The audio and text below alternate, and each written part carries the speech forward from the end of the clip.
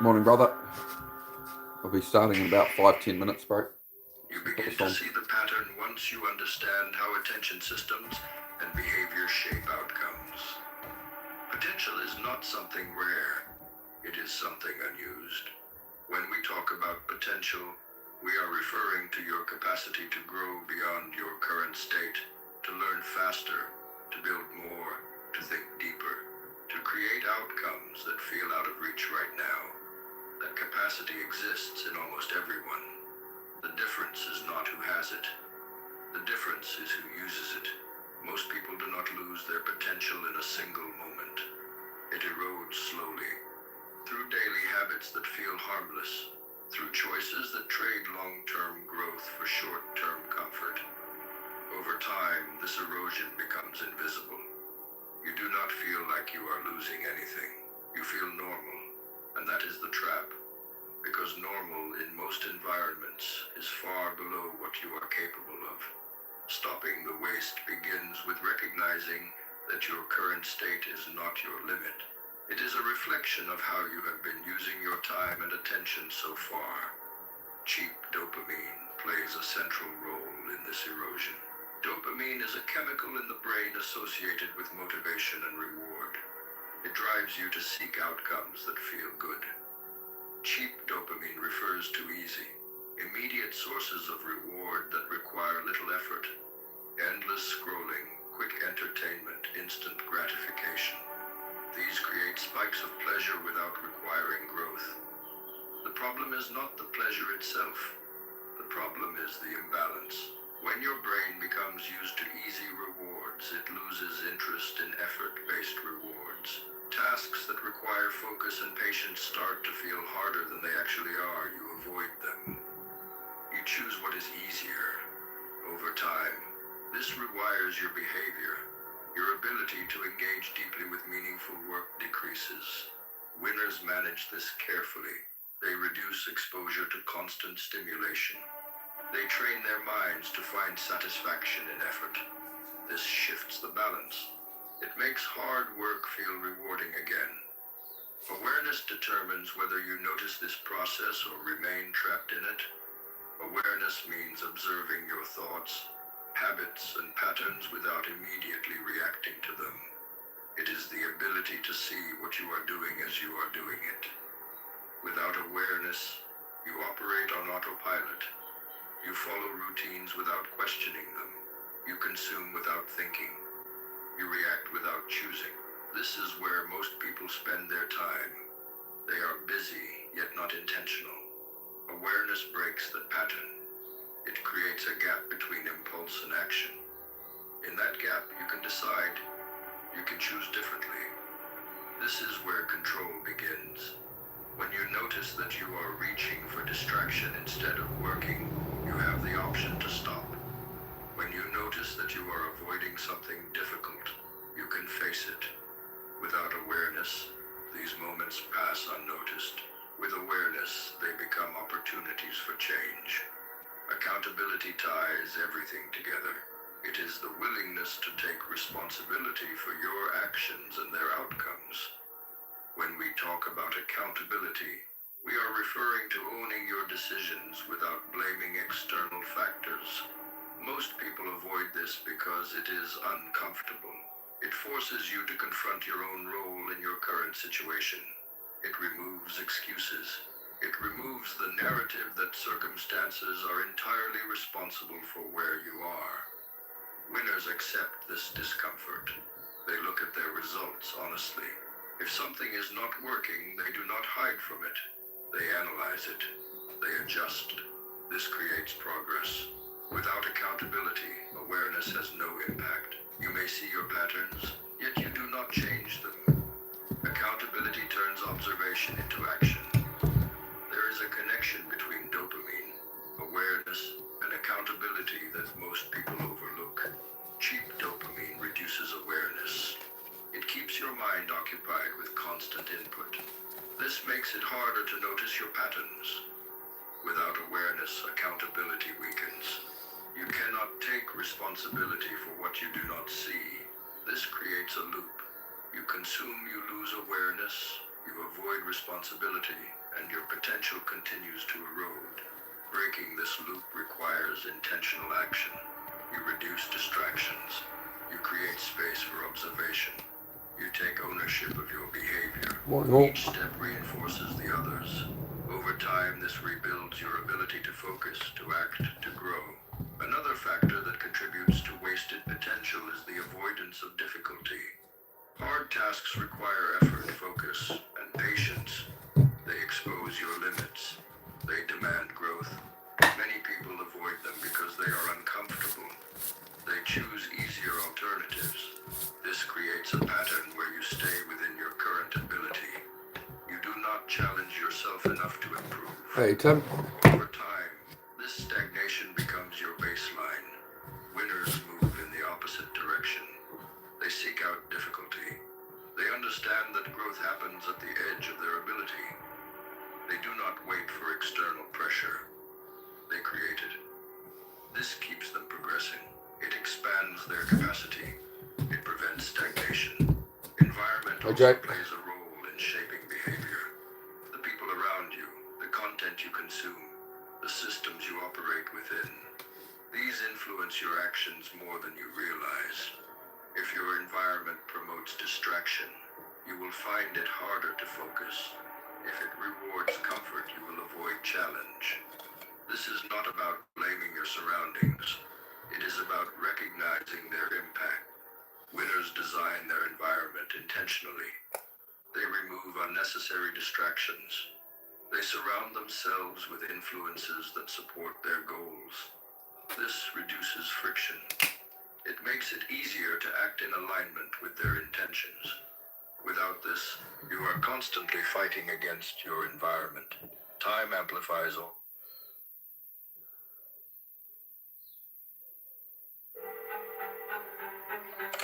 Commissioner Gordon, Payne has escaped.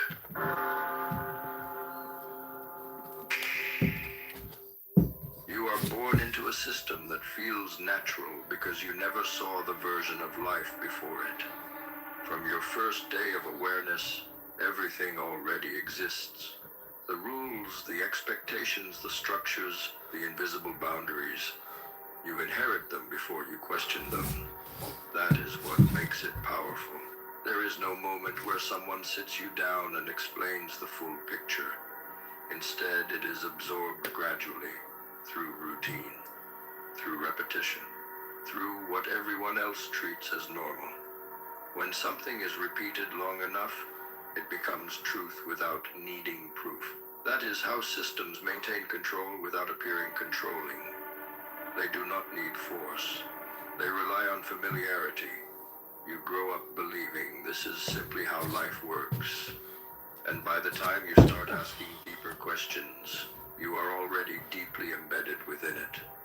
Your habits are shaped, your beliefs are formed. Your direction has already been influenced. Escaping does not begin with rebellion. It begins with awareness. The moment you realize that what feels natural may actually be designed is the moment everything starts to shift. Because once you see it, you cannot unsee it. And once you question it, you can no longer move through it blindly. The algorithm is one of the most subtle, yet powerful forces shaping your behavior.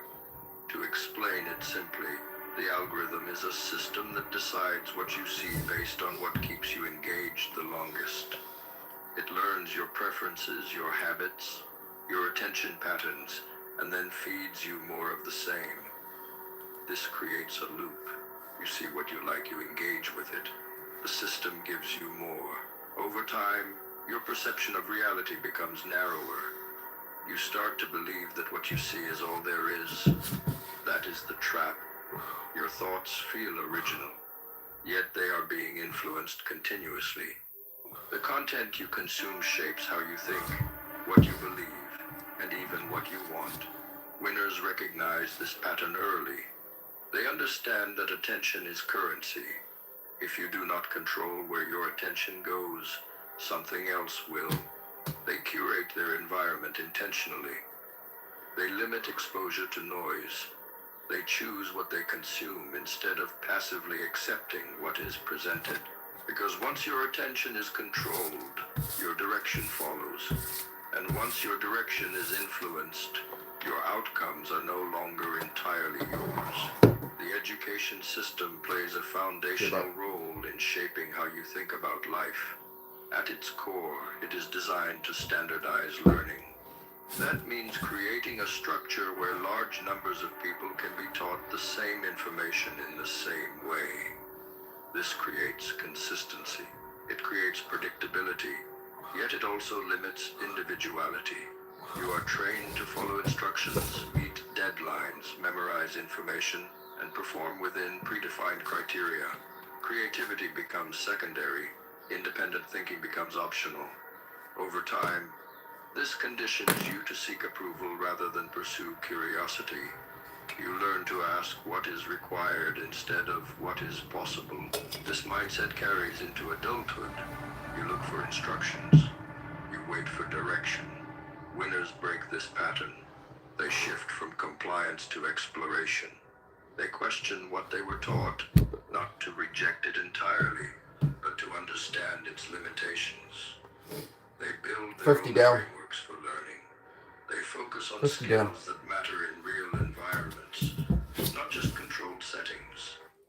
And most importantly, they stop waiting for permission to think differently.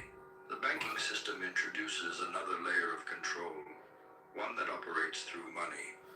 To understand it simply, the system is built on debt, interest, and long-term financial obligations. This creates a structure where people work not just to live, but to maintain commitments they have already made. Yeah, mate. Mortgages, loans, credit. These are The not channel is inherited Dark from Arc your Motivation. pressure. Dark Arc They Motivation, reduce sorry. flexibility. They make it I harder play, to take we start risks. playing them on here for When your workouts. income is tied to obligations, your The choices Dark become Arc limited. Motivation. You cannot There's a whole easily playlist walk of stuff, away. so. You cannot easily pivot. Good to see you, Maximus. This creates stability for the system, yet constraint for the individual. 60 down. I'm taking a bit start, so I'm just gonna They make sure I'm doing prioritize some stuff. control over consumption. They build buffers. They avoid unnecessary commitments that reduce their freedom. They understand that financial independence is not about wealth alone. It is about options. The ability to choose your path without being forced by external pressure. And that ability changes how you move through life. Politics operates at a broader level, shaping the environment in which all other systems function. At its simplest, politics is the process of decision making that affects large Yeah, it's groups. better than me yapping on while I'm trying to do the workout. I thought I'll try this for a while. Policies, You know, and structures that see influence if people daily like it. life. Yet it also creates division. It encourages people to identify with sides, to defend positions, to focus on conflict rather than clarity. This keeps attention fragmented.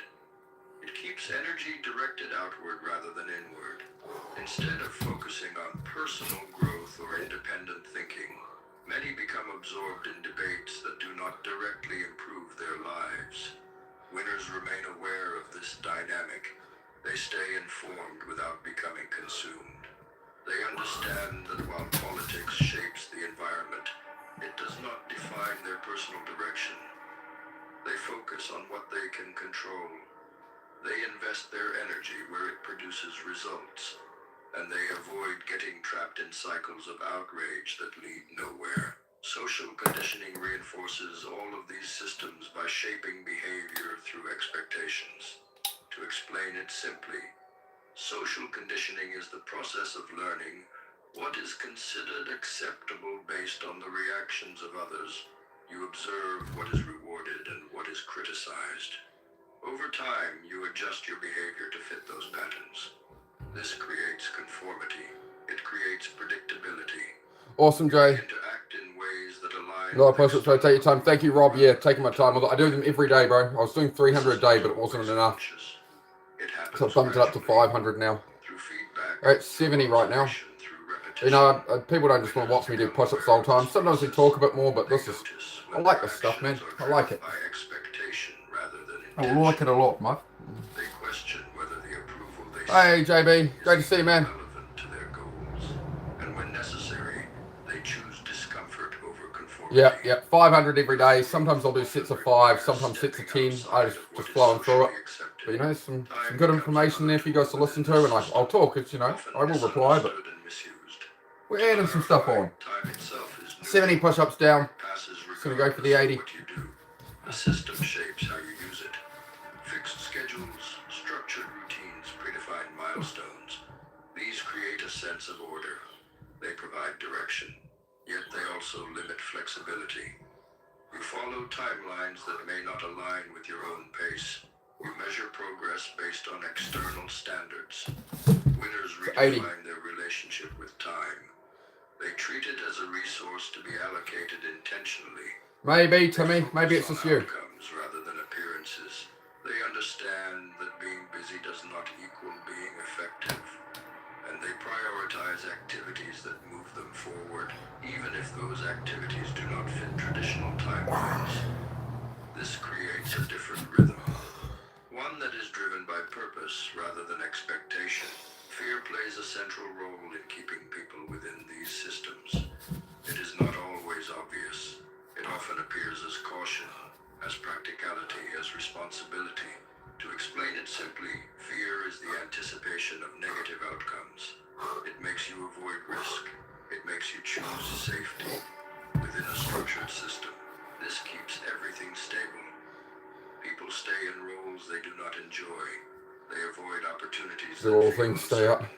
They Thank you, Rob. prioritize Yeah. security over Just doing 500 a day at the moment, man. recognize fear for what it is. It's a good little balance for me. Eliminate it. I do it for mental health, man. It's for dopamine. Use it as a It's signal. ironclading the mind, right, rather than physique. So When 500 every day, something man. feels uncomfortable, they examine why. They distinguish between real risk and I'm at 90. perceived risk. And when the Just gonna make sure opportunity I focus on my outweighs the rest, right? Get my downside, rest right. they move forward I'm a despite bit the slack with that discomfort. lately. This changes everything, because most people stop where fear begins. Escaping does not mean leaving society entirely. It means interacting with it consciously. To explain it simply, escape is not physical removal. It is mental independence. You still operate within systems, yet you are not controlled by them. You choose how you engage. You decide what to accept and what to reject. Winners do not isolate themselves. They navigate strategically. They use systems where beneficial. They avoid them where limiting. This requires awareness. It requires constant evaluation. It requires the ability to step back and see the bigger picture. Without that, it is easy to fall back into default patterns. With it, you create a life that is shaped by your choices rather than by external design. At the center of everything lies a realization that changes how you see the world. You are not competing against a single person or a single obstacle. You are navigating systems that are designed to maintain themselves.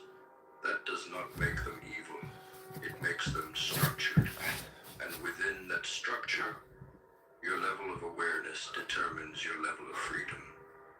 The sooner you understand how these systems operate, the sooner you can make decisions that align with your own direction. It is not about rejecting everything. It is about choosing deliberately. Because once you stop moving unconsciously, you stop being controlled by what you never questioned. Once you begin to see how systems shape your thinking, a deeper realization starts to emerge. You notice that moving through life, collecting experiences, does not automatically make you wise. It only makes you experienced. Experience is exposure to events. Wisdom is understanding the truth behind those events. These are not the same thing. You can repeat the same patterns for years and still remain unchanged internally. Many people confuse time spent with growth achieved. They assume that simply going through life will refine them. Yet, if the mind interpreting those experiences remains conditioned, the conclusions drawn from them remain limited. You react based on what you were taught to believe, not based on what you actually see. That is why two people can go through the same situation and come out with completely different levels of insight. One repeats 10:30 a.m. roughly. the other understands it. The difference lies in awareness. 110. Awareness does not acknowledge that experience is interpreted. Conditioning forms that lens long before you realize it exists. It is the set of beliefs, assumptions, and mental frameworks you inherit from your environment. Family, culture, education, media. These shape how you interpret reality. They tell you what is right, what is wrong, what matters, what does not. Over time, these ideas feel like your own. You defend them. You build your identity around them. Yet most of them were never chosen consciously. This is what keeps people from accessing wisdom. They are not seeing reality directly. They are seeing it through layers of inherited interpretation. Every experience is filtered through those layers. That means the conclusions they draw are also filtered. They are not discovering truth. They are reinforcing what they already believe. Liberation begins when you recognize this filter. When you start to question whether your thoughts are truly yours or simply echoes of what you have been taught. That moment creates distance between you and your conditioning. And in that distance, clarity begins to form. Wisdom requires a different kind of attention. It is not about collecting more information. It is about observing without distortion. That means seeing situations as they are, not as you expect them to be. Most people do not do this. They interpret everything through bias. They look for confirmation of what they already believe. This creates a closed loop. Experience enters, gets filtered, and exits as reinforcement. Nothing changes. Wisdom breaks this loop. It requires you to suspend judgment, even temporarily. To look at a situation without immediately labeling it. Without attaching it to past experiences. This is difficult because the mind is trained to categorize quickly. It wants certainty. It wants conclusions. Winners slow this process down. They observe longer. They question their own interpretations. They ask whether their reaction is based on reality or on habit. This creates space for deeper understanding. And in that space, wisdom develops. There is also a difference between reacting and responding. Reacting is automatic. It is driven by conditioning. It happens without awareness. Responding is deliberate.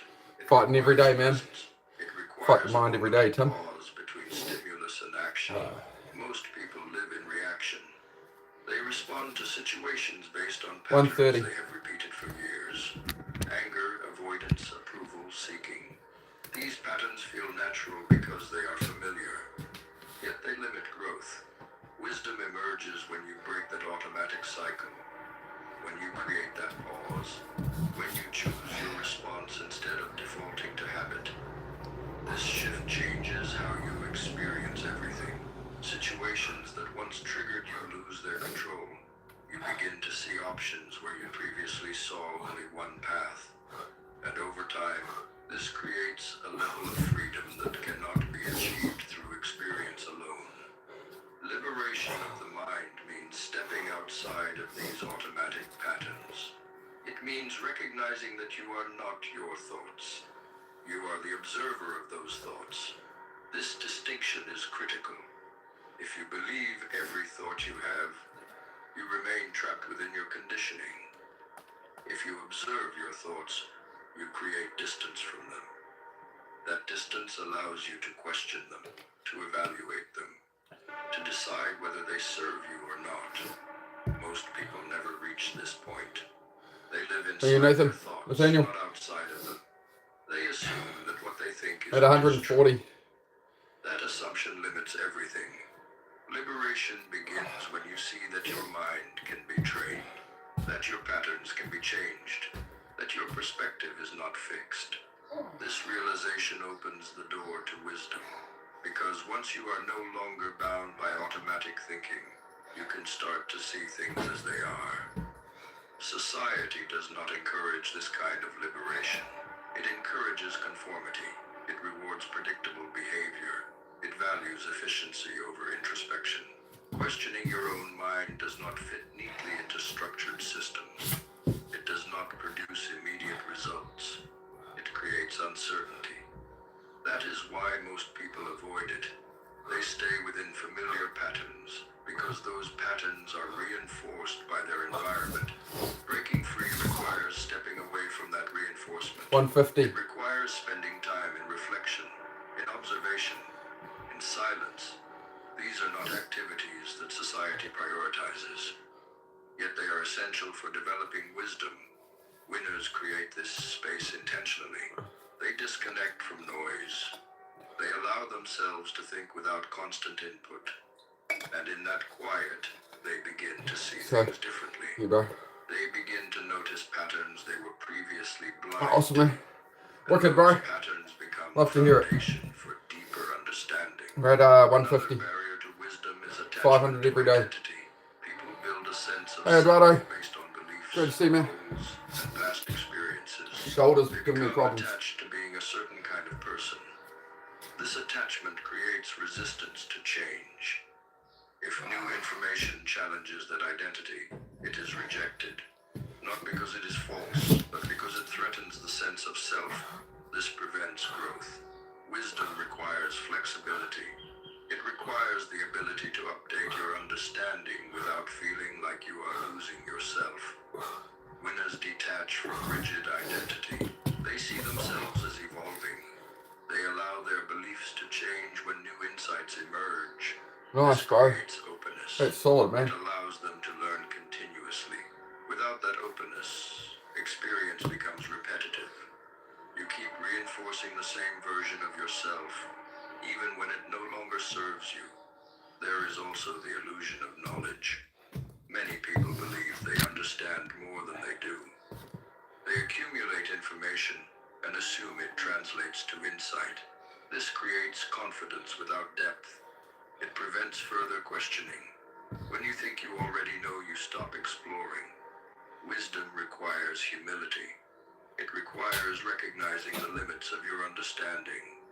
This does not mean doubting yourself constantly. It means staying open to new perspectives. It means acknowledging that there is always more to learn. Winners maintain this mindset. They do not become complacent. They continue to question, to explore, to refine their understanding. This keeps their thinking dynamic. It prevents stagnation. And over time, Just get on the floor, man. The process of liberation Didn't is you? not At immediate. home, man. It unfolds gradually. You start by noticing small patterns, automatic reactions, repeated thoughts. Over time, No, I'm not you doing begin to collabs or anything. question. Just hit that floor, man. You experiment You wanna with join in? different responses. You observe We're at the outcomes. 160. This creates 160. a feedback loop. Awareness leads to change. Change leads to new experience. New experience leads to deeper awareness. This cycle builds on itself. It transforms how you think, how you act, how you see the world. Most people never enter this cycle. They remain within the loop of conditioning. They repeat patterns without questioning them. And as a result, their experiences do not translate into wisdom. They remain at the surface level, No, you're a good man. regardless of how much they go through. At the center of all this lies a quiet truth that changes everything once you see it clearly. Wisdom is not something 170. that happens to you over time. It is something you cultivate through awareness. Experience provides the material. Liberation of the mind determines what you do with it. Without liberation, experience becomes repetition. With liberation, experience becomes insight. The difference is not in what happens to you. It is in how you see it. And once you begin to see clearly, you realize that wisdom was never out of reach. Hey, Kong. It was simply hidden Hi, behind man. the patterns you never questioned. Once you begin to break free from conditioned thinking, your attention shifts towards something far more powerful. We're at than 170. routine or reaction. Going to You 500 start every to day. realize Every that day. direction alone So, is yeah. not enough. Subscribe and like if you want. If you like the vibe, guys, please do. Hit the like button and the sub if you want to join me for these. I Vision is like not having this on and we It get is to a listen and learn, right? long-range mental image of a future that does not yet exist, yet feels real enough to guide your actions. Goals are specific targets. Vision is the landscape those targets belong to. Without vision, goals become scattered. You chase outcomes without understanding how they connect.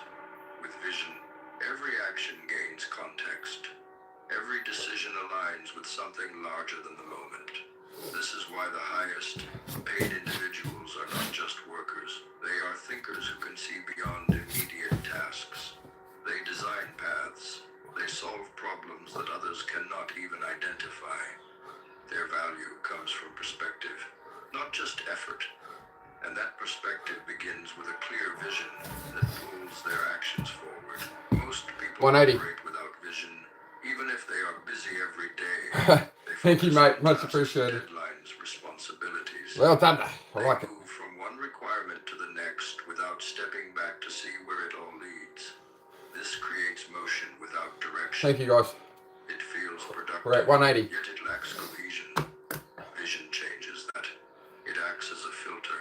It helps you decide what matters and what does not. When you have a clear picture of where you are going, distractions lose their appeal.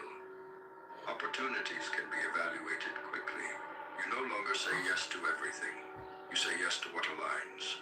This simplifies decision-making. It reduces noise. It creates focus. Winners rely on this clarity. They do not chase every possibility. They commit to a path that reflects their vision, even when it means ignoring options that look attractive on the surface. Vision must extend beyond your current identity. If it only reflects what you already believe Foster, hi, Foster. it will not change. Yeah, but used to be a beer belly. Gave up alcohol about 2.5 years ago. Vision stretches We got a bit of a It forces you to think differently. monster mash. It We do the challenges mash. your We do the assumptions about monster what you can mash. achieve. This is where Oh, belief you think becomes the darkness is your ally? Many people There's shrink more their in the vision dark. to fit what feels More in realistic. dark. They I didn't see avoid the light until I was already a man. because it creates discomfort. It exposes the gap between where they are and where they could be. You're working on it, man. Come on. Winners lean into Give me some slack, would you? They allow their vision to expand beyond current limitations. They understand that belief can be developed. It is not fixed. By repeatedly engaging with a larger vision, they begin to normalize it. What once felt impossible starts to feel achievable, and that shift changes how they act. There is also an emotional 190. component that most people overlook. 190. Vision is not just a mental image. It must carry emotional weight. It must feel compelling enough to sustain effort over time. Without that emotional connection, vision becomes abstract. It does not influence behavior. It remains an idea rather than a driving force. When you immerse yourself in the I details hope you of like that vision, one, mate. when you imagine how Morning it unknown. feels, How are you, bro? how it looks, how it changes your life, it begins to take on a different quality. It becomes real in your mind before it becomes real in your environment.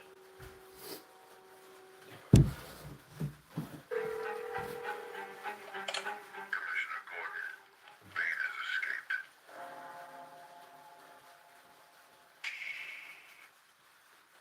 You keep hearing people say they don't have time. Commissioner Gordon, Bane has escaped. Fantastic, Zalon. Awesome, man. The quality of people appearing That's in great, your bro. life reflects the quality of energy you are walking around with. The opportunities showing up at your We're door at 190. reflect the standard you have 500 set a day. for yourself in private when nobody is watching. The conversations you are having reflect the level of thinking you have been willing to do. None of this is mystical. It is simply the observable pattern of a life lived at a certain frequency, attracting more of that same frequency. Complaining people find other complaining 200. people, and they build a world Yeah, good, bro, together good. that justifies the complaint. Building people find other building people, and they create an environment together that accelerates the building. You do not get to choose what you attract while remaining uncommitted to becoming the thing you want to attract. The universe is not that flexible, and neither is human nature. What you are is what you pull toward you. And if you do not like what is showing up in your life, the most honest and productive question you can can ask is not what is wrong with the world around you. Yeah, going up to 500 a day now, man. 300 a day wasn't enough, I don't think. Self-honesty is not cruelty. So I'm going to try to do the 500 for a while. People confuse the two, and in doing so, they avoid the one thing that could Thanks for that, change Scooby. their trajectory. Cruelty directed inward is the voice that tells you that you are fundamentally broken, that the failures are evidence of permanent inadequacy, that the gap between where you are and where you want to be exists. We're only at 200, 300 to go. It's going to take a moment before that next 100. Corrected. That voice is useless and it is wrong. Brutal self-honesty is something entirely different. It is the clear-eyed willingness to look at your actual behavior, not the behavior you intended or the behavior you described to other people. Not bad. What you actually did with the hours, the attention, the energy, the opportunities that were available to you. It is the willingness to close the gap between your self-image and your actual conduct without flinching at what the gap reveals. Most people are extraordinarily skilled at maintaining a flattering self-image in the face of contradicting evidence. They explain away the inconsistencies. They soften the failures with context. Brutal self-honesty refuses to do that. It looks at the evidence and lets the evidence be what it is, because the evidence is the only thing that can tell you what actually needs to change. It's break every 100. Your focus right now is not yours. It belongs to whoever designed the last platform you opened, the last notification you responded to, the last piece of content that pulled you out of your own life and into someone else's performance of theirs. And the theft happened with your permission, which is the part that requires examination. You handed it over not because you were forced to, but because the pull was strong and the alternative, which is the sustained discomfort of directing your own attention toward difficult, meaningful work, asked more from you in the moment than the distraction did. This is the transaction happening dozens of times a day inside every person who cannot understand why their life is not moving faster. The attention is the life. Where the attention goes, the hours go. Where the hours go, the years go. Reclaiming focus is not a productivity hack. It is the retrieval of the most valuable resource you possess from the people and platforms that have been using it to build their vision while you wondered why yours was not taking shape. You take it back the same way anything is taken back, which is by deciding that it is yours and behaving accordingly. The word you give to yourself is the most important contract in your life, and most people are in constant breach of it. You tell yourself you will wake up at a certain time, and you do not. You tell yourself you will begin the work, and you find a reason not to. You tell yourself this week will be different from last week, and by Wednesday the evidence suggests it will not be. Each of these small breaches feels inconsequential in the moment, because the only person who knows about them is you. There is no external accountability, no one waiting for the deliverable. No visible consequence that arrives immediately enough to counteract the comfort of breaking the agreement. But the consequence is accumulating in a place that matters more than any external one, which is your relationship with yourself. Every time you break your word to yourself, you are training your own mind to treat your decisions as suggestions rather than commitments.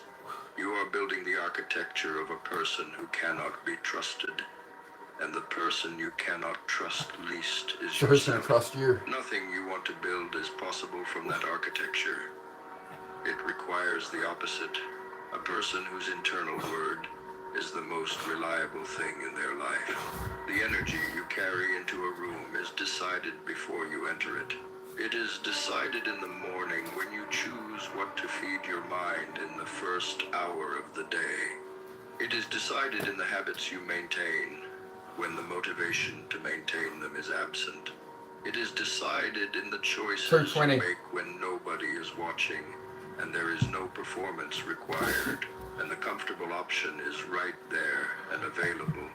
The energy people feel from you when you walk into a space is not produced by your words or your appearance or your deliberate effort to project a certain impression.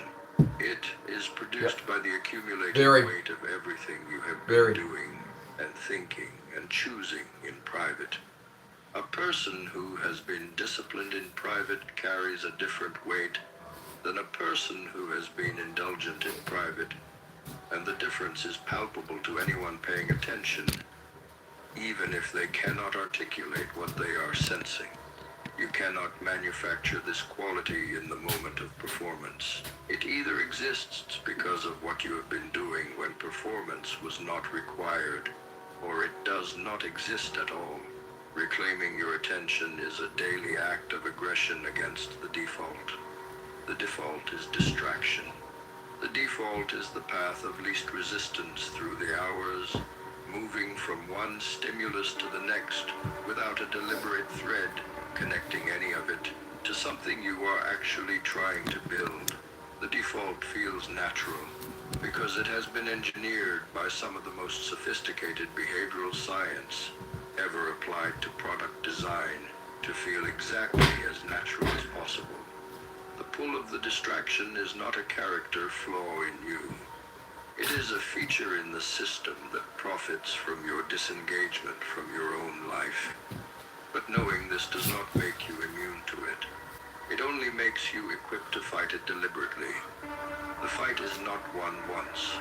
It is won in the same moment repeatedly, which is the moment the pool appears and you choose your own agenda over the one being offered to you. The way you see the world tells everyone everything about you. Not because the world is perfect and criticism of it is invalid, but because the lens you choose to look through is a choice, and every choice reveals the person making it.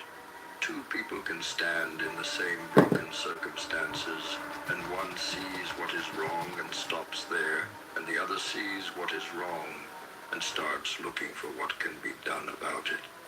The first person will tell you they are being realistic. They will use the word honest to describe what is actually a habit of seeing. They have trained themselves to scan for the negative, and they have become so good at it that it feels like clarity rather than bias. But it is bias, and like all bias, it shapes everything downstream of it. The conversations you have, the decisions you make, the people you attract, the opportunities you notice or fail to notice. What you choose to see in the world Thank you, bro. is the first creative act of every day, and most Yeah, I eat when I'm hungry, bro. I eat when I'm hungry. consciously in the direction of complaint. I'm pretty content right now. I just want to tone up the belly a bit, maybe, but it's more for mental health, man. More for mindset. I do appreciate it. Good to see you again. We're at 230. 230 today. Nah, no days off, mate. 500 a day. 500 a day, no days off. So it's about testing the mind, bro. It's not about physique where I want to gain a certain physique. It's about my mind, bro. ADHD and autism I have makes me too distracted otherwise, so I'm just finding what works, right? You are no longer in sufficient discomfort to be motivated to change anything. The complaint became the release valve. Retired 230. The pressure from building to the point where action. There's some votes on that poll. 18. This is not a conspiracy. Nobody designed this mechanism deliberately, but it functions as though it was designed to keep you exactly where you are, engaged with the problem, generating energy around it, and directing none of that energy toward anything that could actually alter the situation. The world does not change because enough people accurately described what was wrong with it. It changes. I'm good, bro. I am good. How about yourself? About what was wrong with it. Yeah, I'm doing alright. We're at 240. 240 or 500. 500 a day. I've upped it from 300 a day. 300 isn't enough. Not for me anyway. So it's not a challenge, right? The priorities of the society they live in, and there are assessment is often Right, 240. wrong. The Yep, injustice 240, is we're nearly halfway there. the system has real flaws. The culture has The idea real is you guys can problems. listen to that and The stuff, right? institutions fall Because who wants to short watch me of do what they claim blimmin' to be push-ups for an hour and a half or invisible, something? undocumented So the idea is ways. you can do some push-ups and stuff and listen to that and, you know. What is in question is what the habitual focus on all of it is doing to the person who cannot stop pointing at it. Because a mind organized around finding what is wrong becomes extraordinarily efficient at that specific task and progressively less capable of the alternative task, which is finding what can be Oh, I could do 1,000 right now, but if I want to, but peanuts. The person Just gonna pointing flow at with it it. gets better at pointing and Can't worse complain at one day at a time, that's it, man. years pass Good in way a of thinking, state of good way of accurate seeing it. grievance that produces nothing but more accurate grievance. I think the rain is going to drain out Mr. Bane and drown him out. Raining like hard. Rather than dismissed. The things that produce the strongest emotional reaction in you when you encounter them in the world are almost always connected to something unresolved inside you. The person That was 500 take. Probably a couple of hours to be honest, bro. Maybe 90 minutes, 2 hours of just cruising through. Just cruising along, man. I've only just started doing 500 a day, so we'll see how we go. I started the last couple of days. I did 420 yesterday, did 500 the day before, so I thought I'll lock in the 500 today.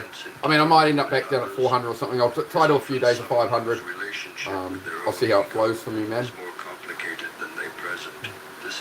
Hey, Tommy. Yeah, doing all right, man. Doing all right. How about yourself? How is everybody? You guys good? Turn this off for a bit, eh? The rain's getting so loud. So I head out in the rain, boys. Just turn this off. Should we head out in the rain? Yeah, 420 yesterday. Very nice. Very nice. Very nice. How much? 420, yeah. Why did you sink this woman, Gypsy?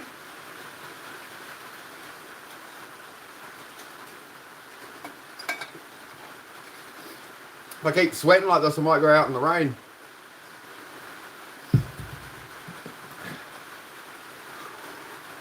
Some nice refreshing rain out there for me.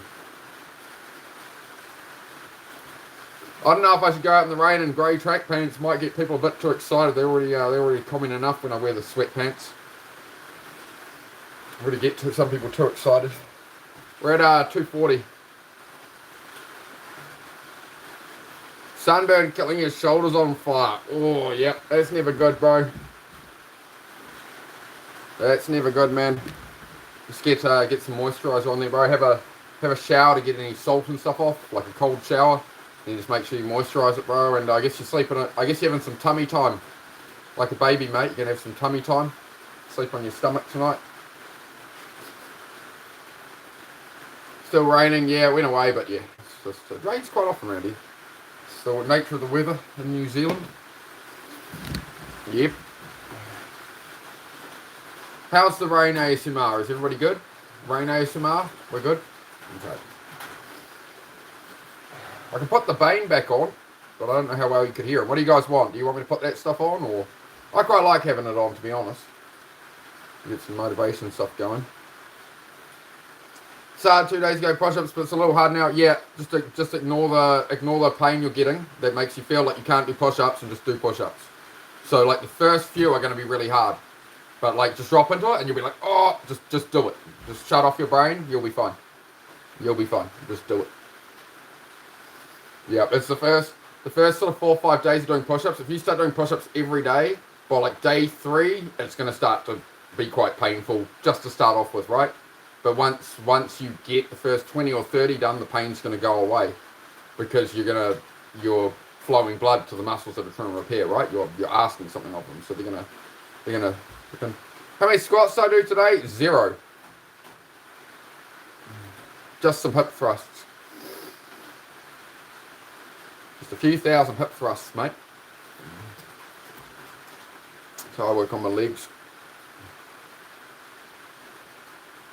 Something comforting about the rain. Feels like it locks everyone in, so there's nothing bad can happen. Yeah, it's an interesting way of putting it, yeah. Creates an isolation from the noise of other people and stuff, yeah. That's sort of how I feel in the city, man, is be trying and relax. So I'll go to a friend's place or something, and then you just hear the neighbours talking this, and there's just so much stimulant going on. I do struggle with that. This sound of rain, especially on a tin roof. Well, there you go. Should this just be the stream? Should I just stream this? Is everybody happy? I'll just do my push-ups. I'll just stream this. Rain on a tin roof.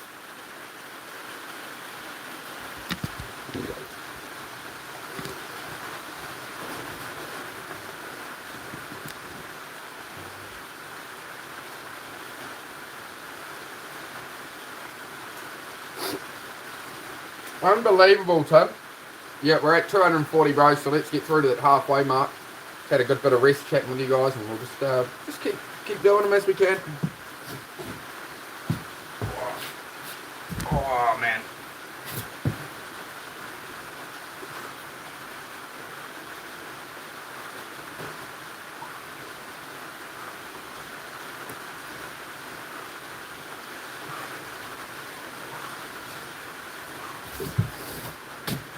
$250, we're halfway there. We'll make it, I swear. Living on a prayer. Right.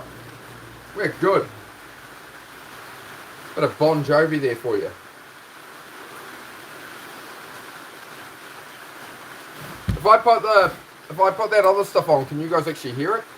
With the rain, or? I don't know, man.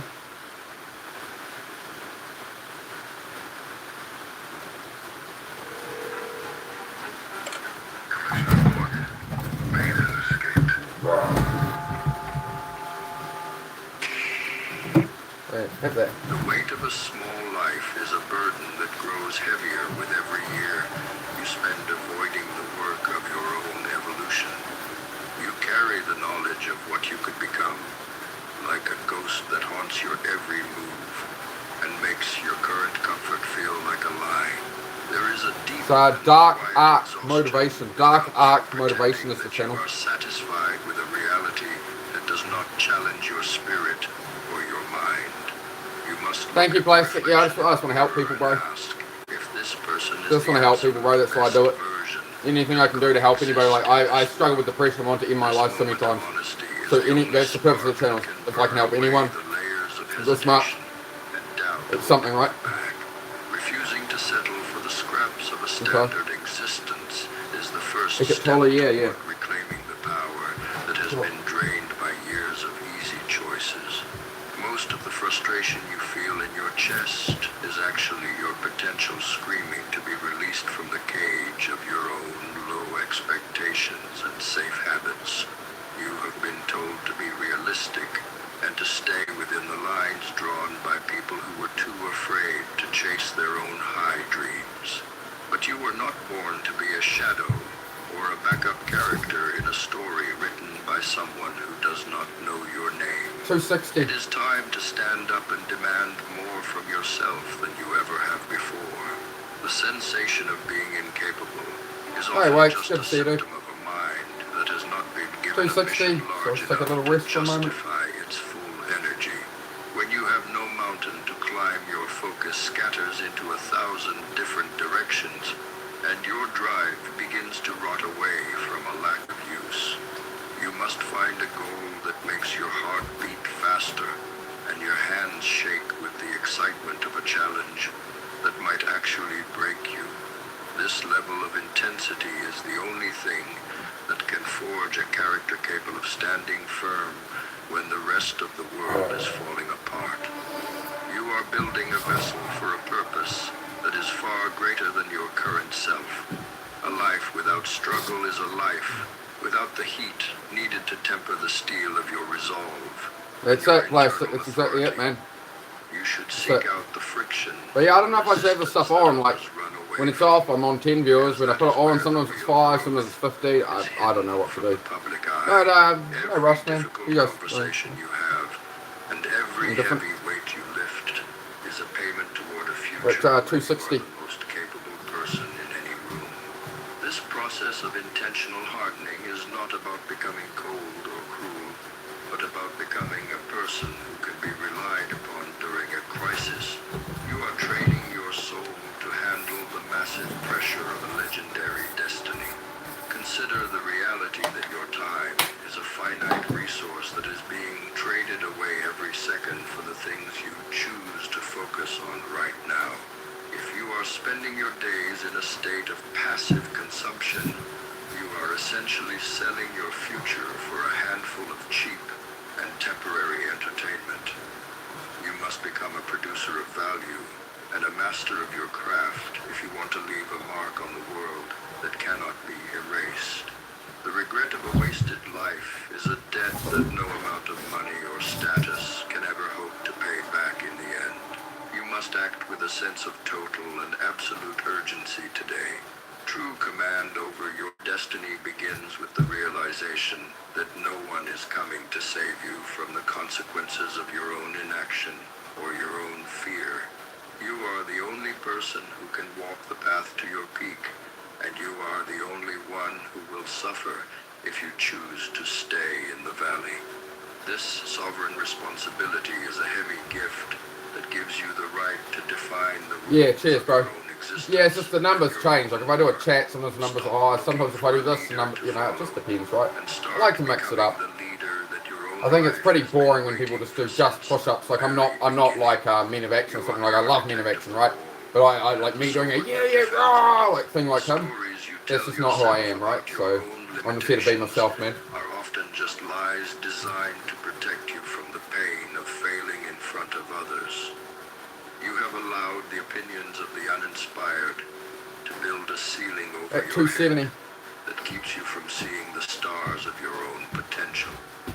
It is time to smash through that ceiling with the force of 1,000 suns and show the world the magnitude of your unique and powerful resolve. Do not let the digital noise of the age distract you from the physical reality of the work that must be done with your hands. You are a creator of worlds and a master of your own will. Maturity is the understanding that your feelings do not matter as much as your commitments and your daily habits of excellence and grit. You will not always feel motivated or inspired to do the work that is required to reach the top of your chosen mountain. In those moments, you must rely on the discipline you have built in the dark when no one was watching or cheering for your name. This internal drive is the hallmark of a spirit that has moved beyond the need for external validation or the soft comforts of a safe home. You are becoming a force that is moved only by the logic of the mission. For sure. I definitely have like that kind of energy and stuff, but yeah, it's Building just a not. better version of yourself thing, does not require goals, even when nobody is around to watch or cheer for you. Many people spend their time talking about their plans, but very few have the backbone to follow through when the work gets difficult or boring. Your spine is what keeps you upright when the world tries to push you back down into a life that is small and safe. You do not need to act like you are better than others, but you must be firm with yourself. Comparing your life to the lives of men from the past is the best way to see how lucky you truly are today. In the old days, people had to face real wars, lack of food, and diseases that could end their journey at any moment. They did not have the luxury of worrying about their feelings, or if they felt motivated enough to get out of bed in the morning. Their only mission was to survive and protect their families from the harsh reality of a world that was often cold and cruel. When you realize what they went through, your own problems start to look very small and easy to handle. Hardship has a different face in the modern world, but the need for a person to be steady and focused is still exactly the same. You are not being asked to fight in a trench or find a way to eat during a famine, yet you often act like a small delay is a total disaster.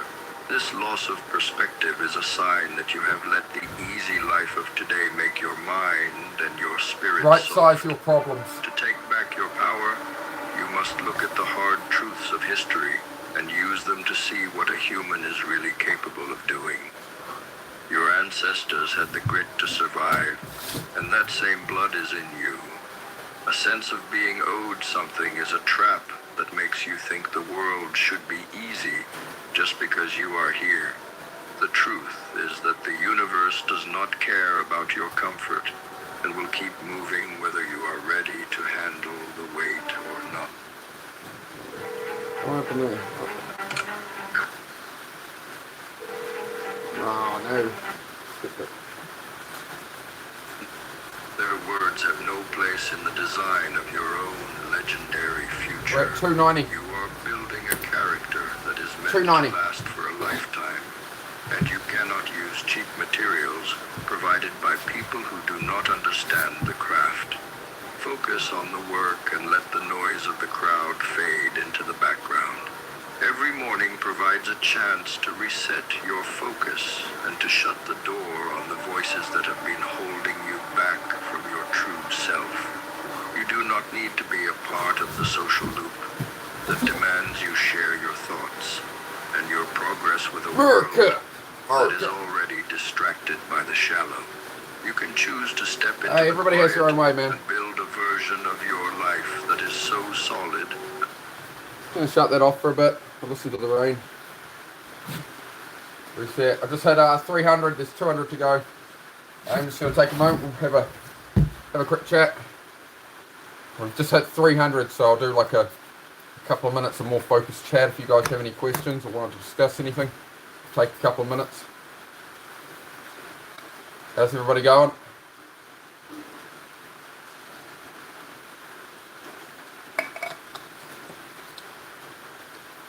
You get to the last 200 push-ups soon.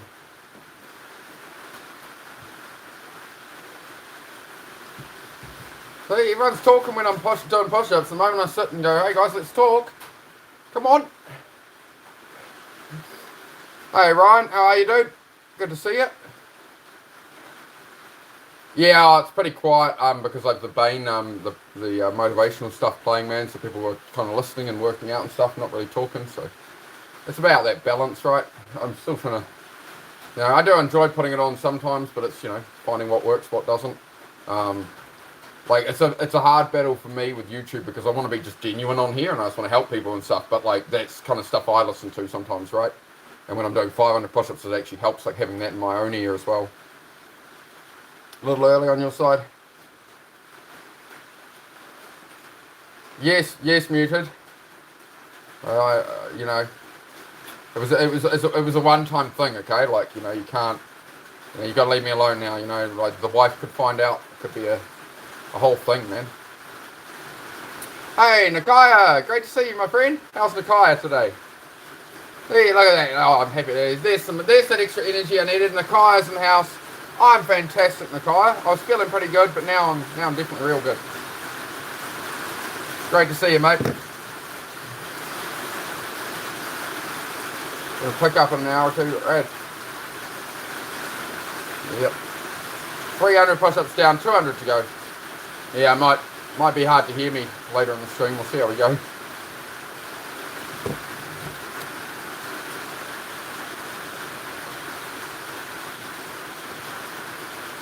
$300 down. I'll just get rid of this.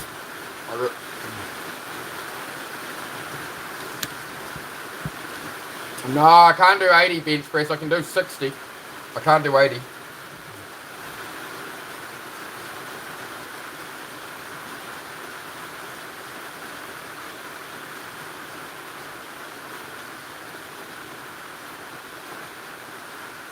Really bad weed withdrawals. Yeah, Nakara, I'd say just have a little bit, right? If you're having the strong withdrawal, just have like a puff or two, like tiniest little bit, the minimum you can.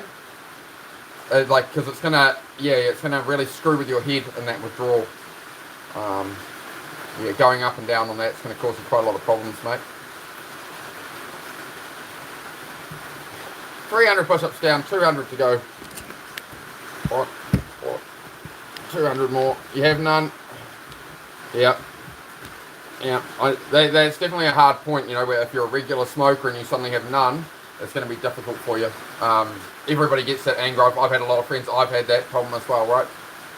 So yeah. So just I'd try to avoid people. Keep to yourself. Protect your mind, right? You don't want things triggering you when you're in that state. So just take it a bit chill. If you're trying to give up the weed, it is a real good thing to, you know, if you can give it up, it can be a really good thing. I've done months and months without it at times. I'm sort of heading that way myself at the moment, where I'll probably get off the weed for a while. I'm weighing it up. You can always straight volt. Yeah. Just if you got a pipe or something in the car, just stick the lighter under it. And just heat the damn thing up. That can work. Yeah, like heat up the pipe. You know, but hey, I mean, you'd be better off going through the withdrawals if you're trying to give it up, right? I don't want to be giving a how-to guide here. All right. Okay. We're gonna try drawing a different crowd here.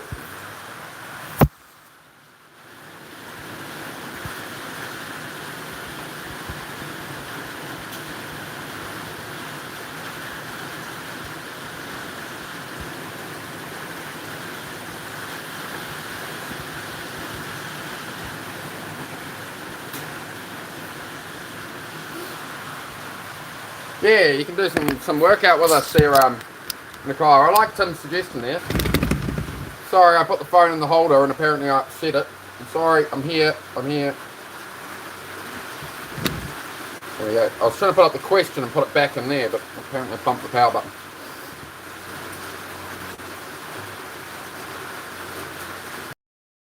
If you come in tomorrow, you're like, where's the rain, ASMR? I'll be like, I can't really do much about that. Hey, Blake, how are you, dude? What's up? We're at 300 push-ups of 500, bro. Gone up to 500 a day now. I could stop now. I mean, I've done my 300 daily, but I do want to go up to like 500 a day. So. Oh, I'm getting old.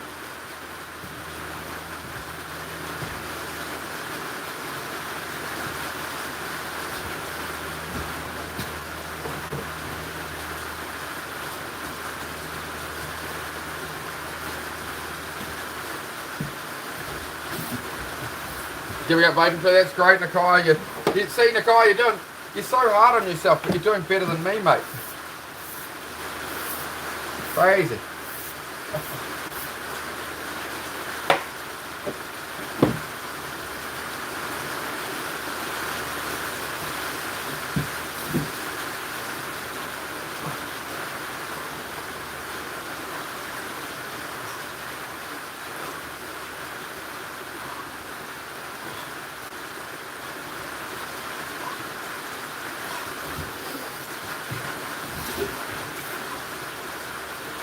That's nice, bro. Good work, Blake. Yeah, if you want to up the numbers, just go slow on the way down. So explosive up, and take 2 or 3 seconds to come down. That'll help up your numbers over time.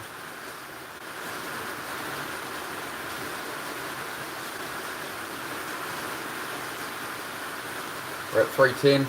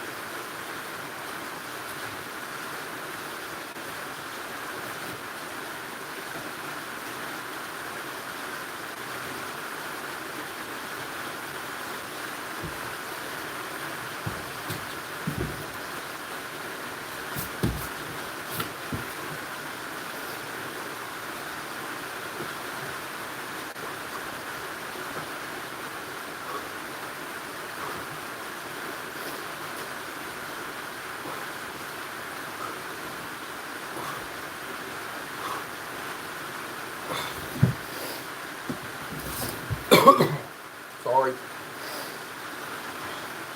3:30.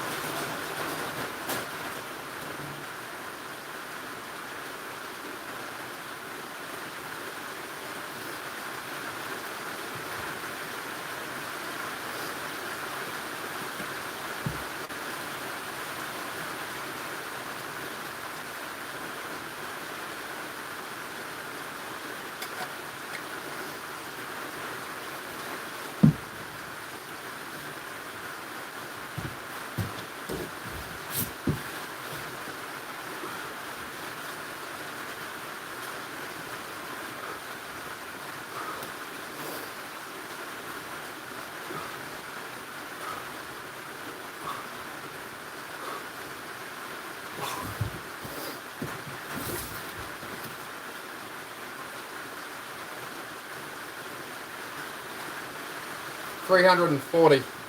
We're going to 500. 340 push-ups.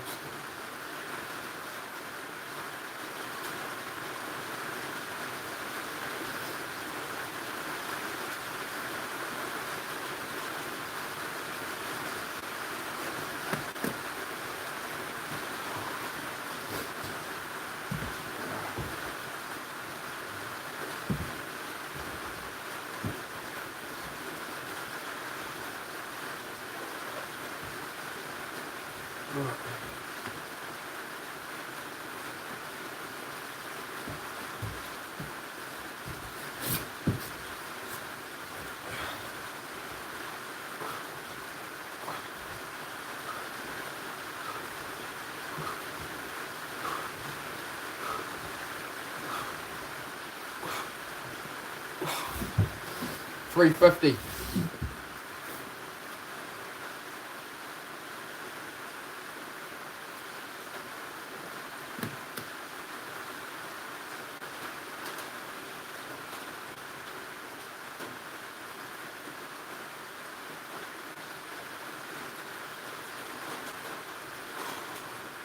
$150 to go.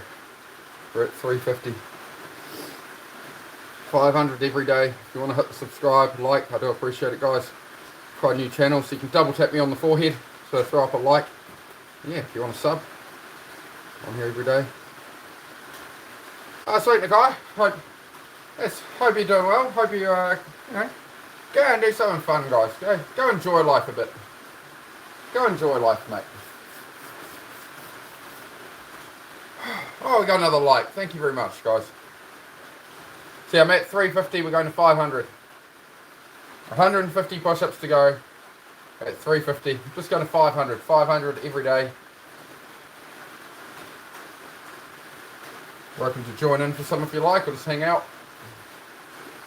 If you have any questions about self-improvement, something you're struggling with, anything like that, do ask. That is what the channel's about. Please do go click on the channel up here and go look at my channel description. You'll learn what my channel is all about.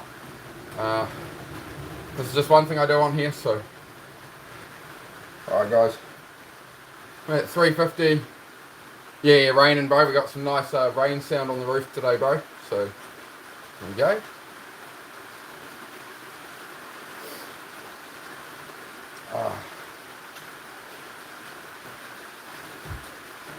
Three votes on there.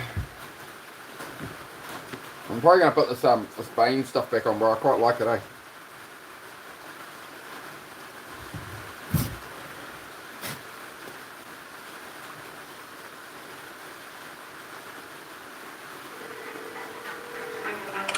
Commissioner Gordon, Bane has escaped.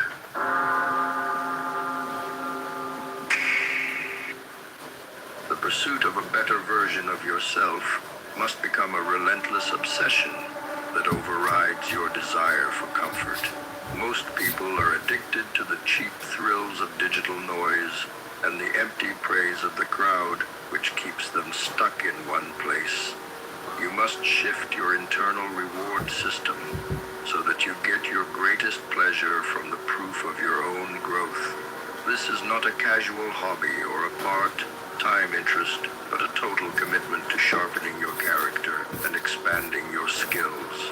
When you view every day as a chance to improve, you begin to operate on a level that the average person cannot even imagine.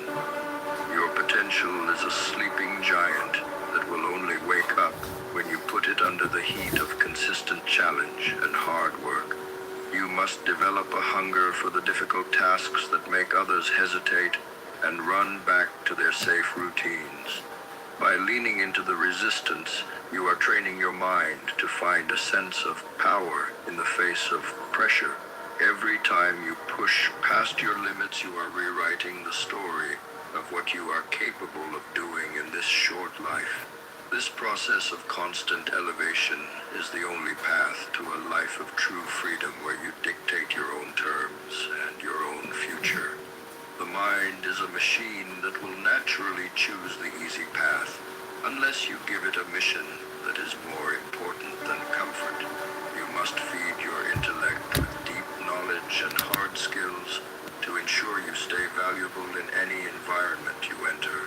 Stagnation is a slow death that rots your ambition and turns your greatest dreams into bitter memories of what could have been. By dedicating yourself to the mastery of new things, you ensure that your mind remains a sharp tool for your ultimate rise. This growth gives you the clarity to see opportunities where others only see problems and confusion in the world around them. Discipline is the highest form of self. Love because it puts the needs of your future self above the feelings of the moment. You must build a fortress of habits that protect your time and your energy from the trivial concerns of the uninspired. When you honor your word to yourself, you are building a level of internal trust that serves as the foundation for all success. This unshakable confidence allows you to walk through the world with a sense of authority that cannot be faked or bought. 370, You are no longer 500. at the mercy of your moods because you have tied your feelings to the cold logic of your goals. The results you see in life are direct reflections of the standards you have allowed yourself to settle for in the past. To change your reality, you must first change the requirements you place on your own behavior and your daily performance. You cannot expect to reach the top of your field if you are still acting like a common worker with average habits. Elevating your standards requires a ruthless look at your life to remove anything that does not help you grow. This high-level accountability is the price of admission to the ranks of the elite who define the direction of history through their work. Time is the only resource that you can never get back. And you 370. are currently spending it at a rate that should create urgency. Every hour you spend on low-value activities is an hour you are stealing from the legacy you were meant to leave behind. You must become a guardian of your minutes and treat your focus as a sacred flame that must never be allowed to die. Moving wrong. This awareness of your mortality is not a reason for fear, but a catalyst for intense and focused action. When you realize that the clock is hunting you down, you stop making excuses and start making moves that actually matter. That's good. The social circle I like you that. keep acts as a ceiling on your growth and your ability to see beyond your current world. If 380. 380 push-ups down, guys. 380.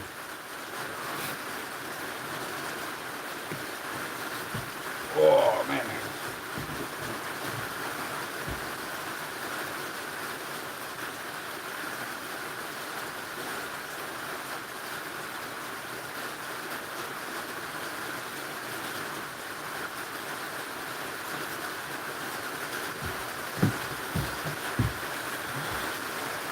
Alright.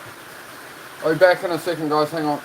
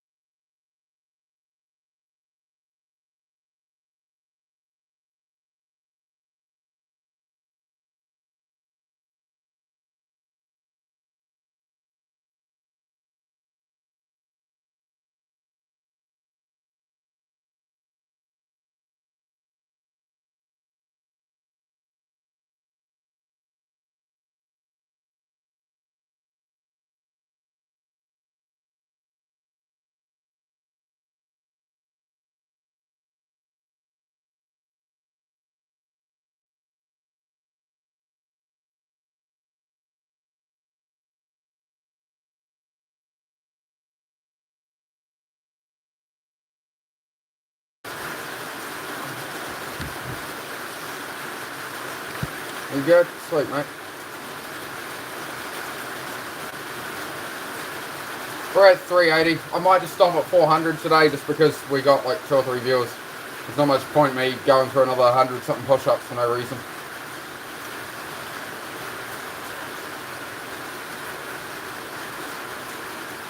I could just do it anyway, but... Yeah. Why is part of my roof leaking? No idea. Just once a day, 500 push-ups. Usually I was doing 300 a day, but I've just, last couple of days I did 420 yesterday, I did 500 the day before. I was going to do 500 today, but it's getting pretty quiet now. I'm at 380, so I might just stop at the 400. But you know what I mean? Like, the problem with me and running YouTube is I have heaps of other things to do in life, right? So this doubles up my time to work out and chat and try and help people in that. But I honestly do struggle with it. I struggle with, am I actually helping people by being on here, you know? Like, I know I do help some people, but it's like, it's a lot of time commitment, it's a lot of editing, it's a lot of producing stuff to try and reach people, right? And I get on here every day and I do 300 push-ups or 500 push-ups, and then I'll do 3 hours of chat, self-help chat. And yeah, I do help people occasionally, but like, it's a lot of time I'm putting at this YouTube channel where I could be putting it at other stuff, and I am weighing up, but it just doing something different where I can help people and maybe I can reach people some other way. You know, like, I sort of got to the same point with my first YouTube channel, and it was like, if I'm only going to be able to help 8 or 10 people a day, I can serve better. I can serve people better by going down to the homeless shelter and pouring out soup at a soup kitchen, right? That's the reality. Like, if I only have 10 people in here, I can go and help 50 people by going to a soup kitchen or going and volunteering, doing something else, right? Maybe that's a better path for me, right? But you know, if we can get 100 or 200 people in here every workout, then it, you know, and people are really talking, then it's worth it. But yeah, if I months and months of, you know, 7 people viewing, 10 people viewing, 15 people viewing, I know it helps some people, but I do wonder is this the best way I can help people? It's worth it to help one person. I agree, man. I agree. I just get stuck on, like, I could probably be doing it better ways through other avenues, maybe. As I say, like, I could go volunteer at a soup kitchen tomorrow, and I'm going to be able to serve more people and help more people with my time doing that. Just as an example, right? So that's where I wonder, like, how can I really help people on here? What can I do to serve people right? Because it is a huge time commitment.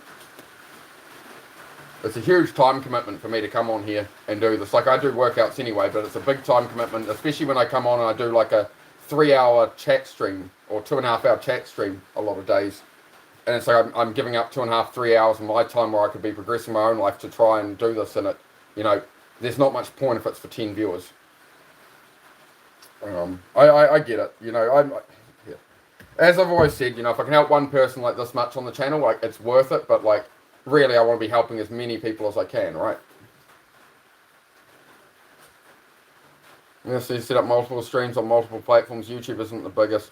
Yeah, I mean, I've seen what happens when people try and do fitness and stuff on TikTok and that.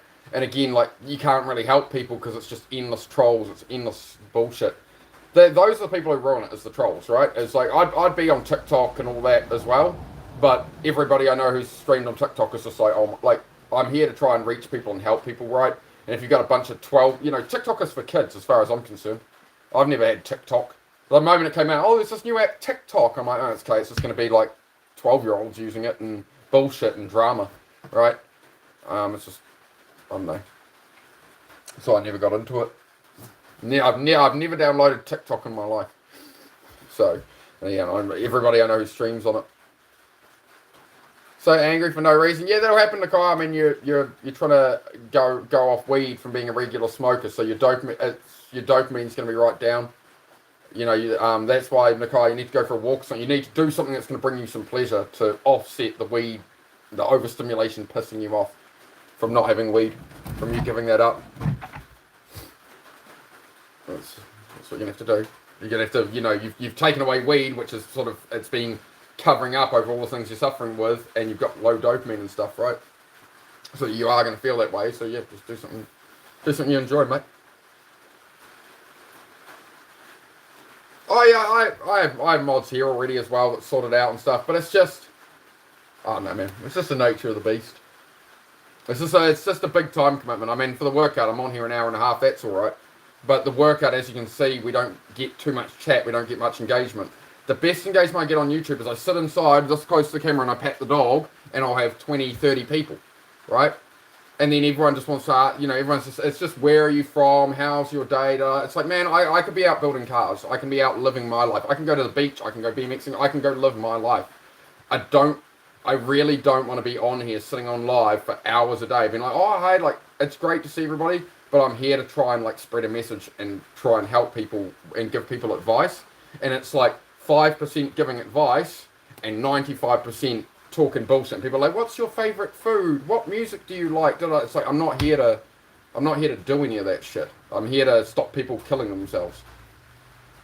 I'm here to help people with depression and shit. So, yeah, I'm really just reaching that point where I've kind of, it just seems quite ineffective. Like I've gone up to over 600 subs, and yet, I get 20 likes a day. It's like, well, okay, so people have subscribed to me and they come and watch and they don't like the chat. Like they don't like the video when I'm doing the same thing I always do. So it's like I've got 650 subs or something, and then I get 500 views a video because a lot of it's fed through the algorithm, and I'll get 20 likes, I'll get 10 likes and stuff, and it's just I do wonder if I don't want to turn this into a brain rock channel. I don't want to be putting on a show and acting and stuff to draw an audience. I want to do it by being real and authentic. And I do struggle with it, I'm just talking about it because it's just, it's on my mind, right?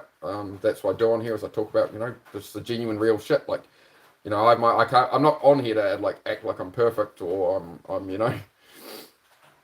going through it every day as well. But yeah, I just wonder if I can serve others more effectively, if I can help other people, and in all honesty, in less time, so I have more time. Like I've got so much. I've got a house to build. I've got cars to build. I've got 20 cars I need to build. I've got a house to build. I've got a partner. I've got dogs to take care of. I've got a million things going on in my life, right? And I'm wanting to build other businesses and stuff, right? So it's like, how much time do I put at YouTube each day, for 4 or 5 people or 10 people? I have to make sure I'm taking care of my own shit as well. But that's what I mean, is if I'm only going to help 10 people a day on YouTube or something, it's like, well, why don't I just go volunteer at a soup kitchen for 2 hours on a Sunday or something?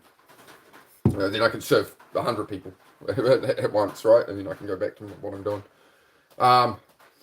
The other option is I might just I'm looking into being like a volunteer firefighter or something, so I can actually serve people.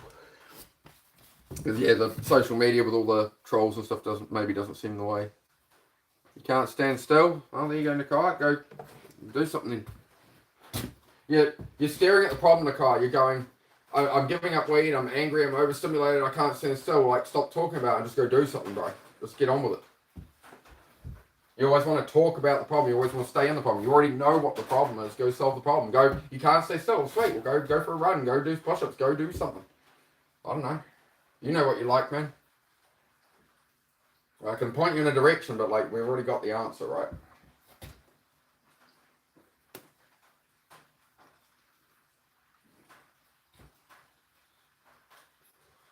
All right, guys. I'm gonna do 20 more. I'm gonna go to 400. Then I'm calling it for today. Gotta do something worth my time.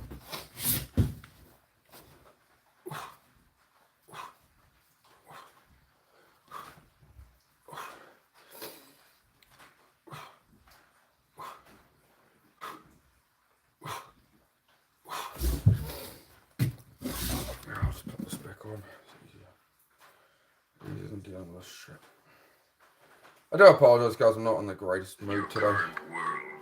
If you are the most driven person in the room, you are in the wrong room, and you must find an environment that tests you.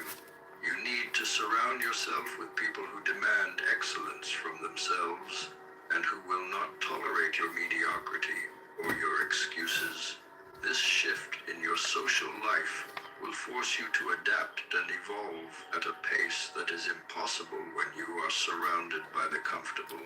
You are a product of your influences, so you I'm just being real about it, bro. Every other motherfucker's fake on here. They act like everything's alright. Stuff like Dennis, Minovic's the only one who doesn't, right? You've got people like Do Hard and all that, and Jess and all that. Everyone's like, they act like everything's sunshine fucking lollipops. You must learn to fall in real. Love with the boredom of the grind. But that's who gets all the views, right? It's the people who are the fakest people get all the views. Basics that lead to greatness. The plateau is where the pretenders are filtered out of the race, and only the truly dedicated remain to win the final rewards. By staying consistent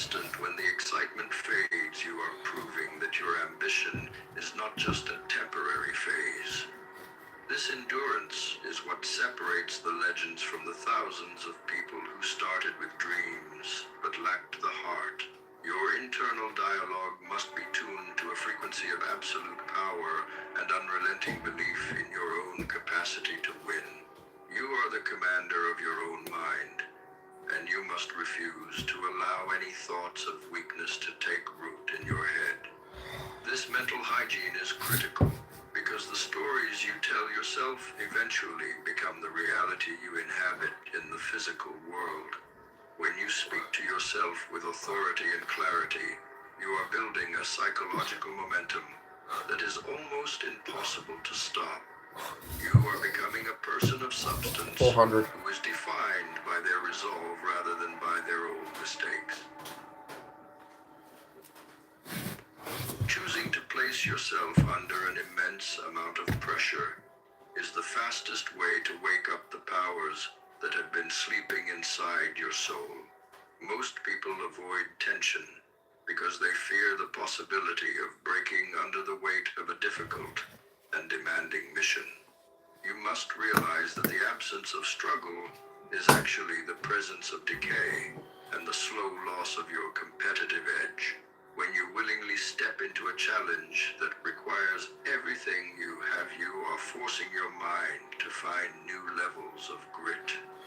This voluntary hardship is the only place where an exceptional character can be forged into something that is permanent and rare. The weight of a significant responsibility acts like a gravity that keeps your focus grounded on the few things that truly move the needle.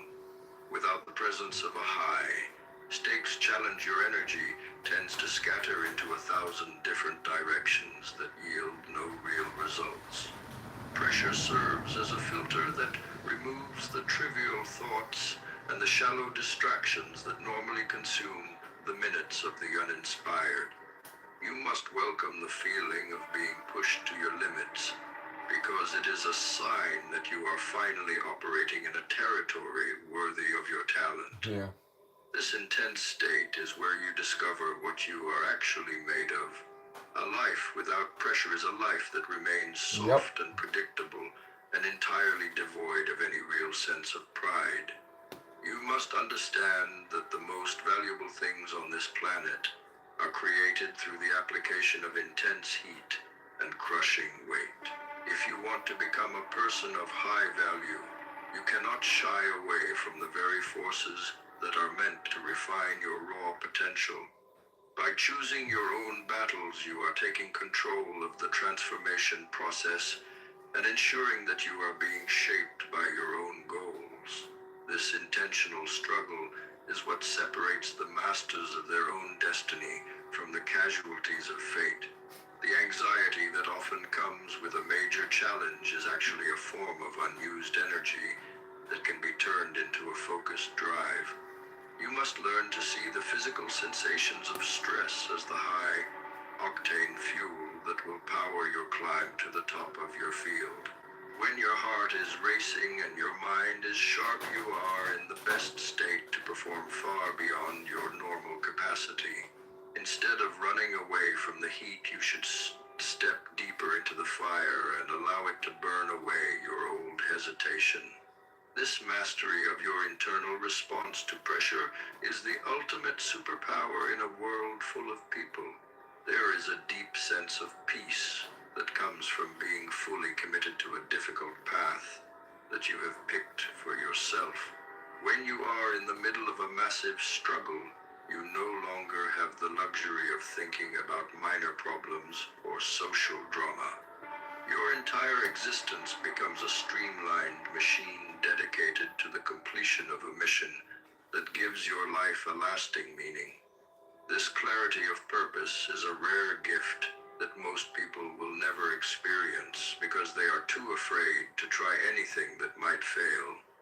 By choosing the hard road, you are granting yourself the privilege of living with real intensity. The version of you that emerges from a period of extreme pressure will be unrecognizable to the version that first entered the arena with doubt. You will find that your tolerance for difficulty Gun has 400. increased, I'm weighing up and whether your I stop or ability to not. solve complex problems has become a natural part of your nature. This evolution is the hidden reward of the struggle, and it is more valuable than any money or status you might Thanks, gain. mate. You are building a level of self-reliance that makes you immune to the opinions of the crowd or the changes in the world. This internal fortress is the only thing that can provide true security. Most people spend their energy trying to find a way to make life easier, while you must spend your energy making yourself harder. The search for a life of ease is a trap that leads to boredom and a feeling of being totally disconnected from your power. You were built to overcome Nah, not yet. obstacles and I have to thought about solve getting some, but I problems want them that to others really find mean something if I ever impossible get to tattoos. even look at with any I real want them to be courage. something that tells my By story, so. choosing to take on an immense challenge, you are honoring the drive within you to conquer and to expand your territory. This is the only way to ensure that your time is a masterpiece of action. The pressure you feel is the direct result of having a vision that is much larger than the current reality you are living in today.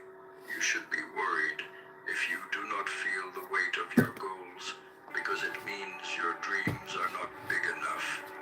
The discomfort is the friction caused by the movement between who you are now and the person you are becoming through your work.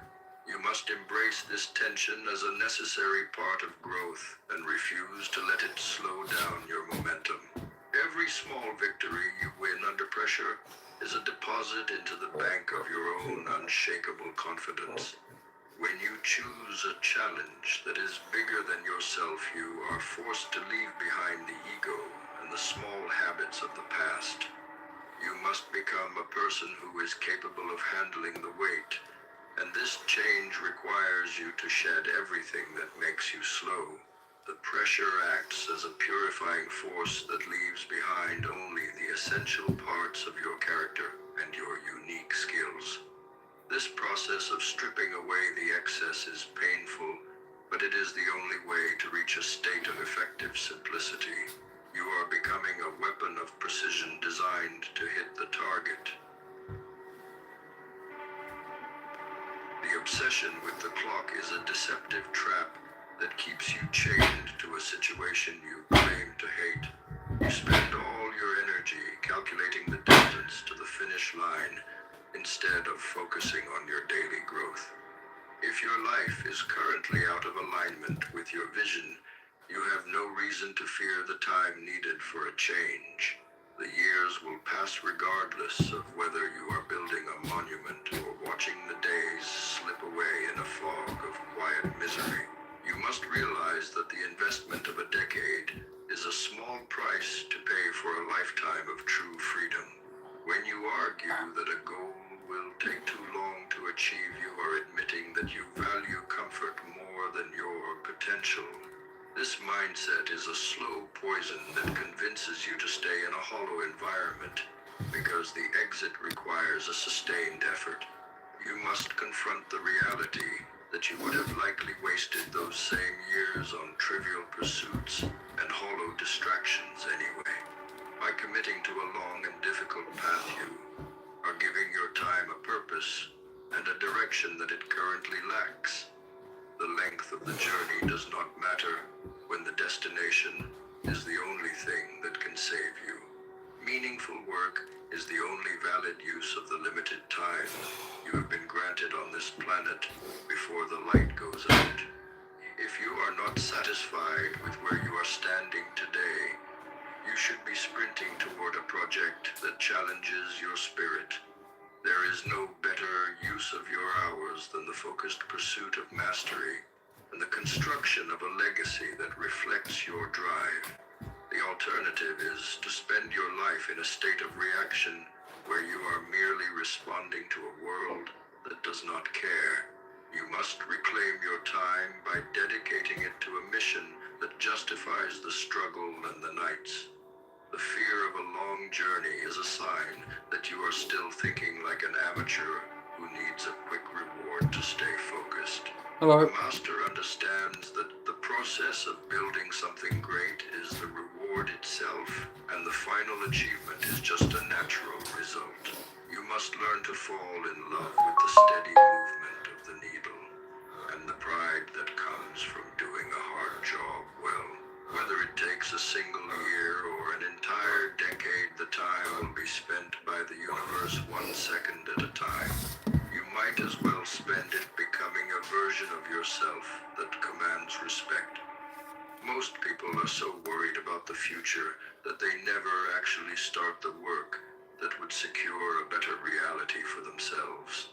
They stay paralyzed by the idea of a long commitment, while the years they were afraid to spend vanish into the void of the average.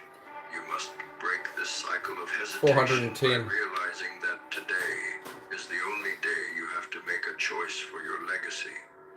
If your situation is currently painful, then the only logical response is to start moving in a different direction with a cold intensity. The duration of the climb is irrelevant once you refuse to stay.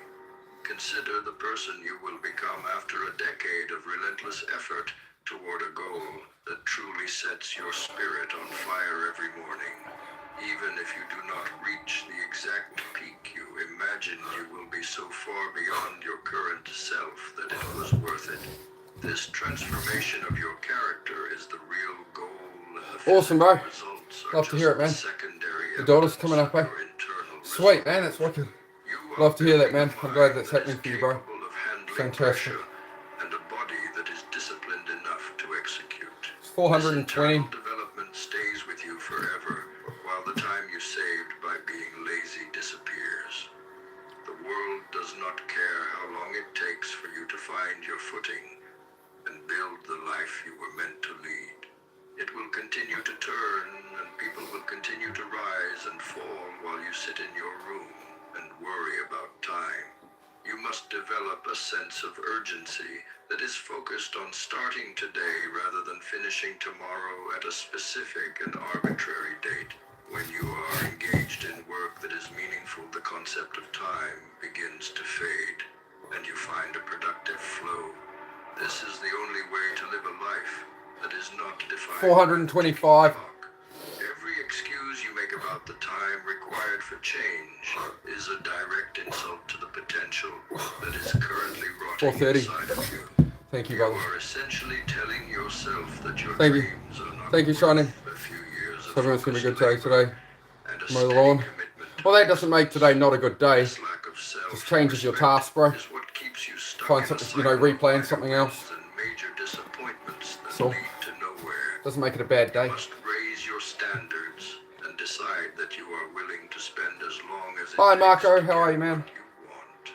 This level of dedication is the only thing that can protect you. We're at If you 430. choose to do nothing because the goal is too far away, you are guaranteeing that 70 you to will go. be stuck New Zealand. 10 years from New now. Zealand. The only difference will be that you are older and more bitter about the opportunities. Thank you, man. I started in August. 200 push-ups every day since August, so I just do push-ups. I do a little bit of pull-ups and stuff, man. Italy, great to have you here, man. Great to have you here. Yeah, I do this every day, man. Every day on here. You are a master of your craft or a victim of your excuses. You might as well choose the path of sovereignty. I do chat streams and stuff as well, right, where we talk about self-improvement. Things like that if you want to sub and join me for those. Big Chest Nick, yeah. Nick's motorcycles. Having a motorcycle helmet for 25 years. Yeah, lots of motorcycle. So it builds a big Nick. The comfort of their old habits Yeah. and the safety Oh, of their which small one? routines. Or a crack too? No. No, I'm not able to. Yeah. If you are willing to endure the long nights and the social isolation that come with the pursuit of a legendary legacy. Mario. If your commitment shifts with your mood, then you do not To actually relax. want it, Yep. and you are simply Where we playing at? a game 400 and with your future. 430. Real ambition requires a hunger. Another like there. that Thank is you so very much, intense guys. I do makes appreciate the it. idea of quitting feel like a betrayal. We're at 430 Resolve is or found 500. in the moments when the initial excitement has vanished. Tyson All will be able to that see it. remains That kangaroo is not happy yet. Pissed off kangaroo. The pissed off kangaroo physique. That's the goals here. Pissed off kangaroo. when your energy is low and the Here we go. world seems to be That's what we're trying to build here, man. It's the pissed off kangaroo physique. If you've ever seen a kangaroo that's pissed off, We got the pissed off kangaroo physique going on. Hey, Skabway, you wait till I was fucking do hard fuck sees this shit, mate. Here we go, mate. 2 push-ups only. That's it. Alright, we're at 430, guys. Let's go through to 500. Your success is a debt that must be paid. Got this, bro. Soon left. Thank you very much, Keep. The path to mastery is paved with the wreckage of 1,000 versions of yourself that you had to kill. Let's go. Thank you. Thank you for the support, Shining. I'm on the verge of giving all this up, honestly. About what is possible. Every step forward requires you to shed a layer. I'm on the verge of just giving it all up, man, and doing something else, to be honest, with other than YouTube. But I'll stay the course a while longer. We'll see how it goes. You know, I come on here and I be real and I be genuine in myself, and I get low viewers, whereas these guys who are just grifting for money, they're lying, they're fake, they're just, everything's a show for everyone, right? They're completely fake, and they've got 500 people viewing them, you know? But you try to be real on here, and I hope it would be valued to be real on YouTube. Let's have real conversations and relate to people instead of putting on a show, like, and you know, oh, buy my playing cards, or this or that, or people charging $1 a push-up. I'd had enough of it, man, so I made my own channel, right? I wanted to be just very real, but slow going, man. I'm just beating myself up, right? Compare yourself to others, you'll never be happy. Yeah, I get it. It's not so much comparison to them, it's I want to reach as many people as I can. You know? Correct, 440. I don't appreciate it though, guys. Oh, sorry. Oh, pause this. I'm considering just stopping doing the YouTube thing and just doing something else with my time, like being a volunteer firefighter or doing something in a soup kitchen or something. I can't reach this point with the last channel. It's like you had over 600 subscribers, and then I spend most of the stream with like 3 people here, and it's like, if I'm gonna, like, I have so much to do in life. I've had my own house here to build. I have a garage to build. I have cars to build. I have, you know, a partner. I have dogs. I have a whole heap of stuff going on, right?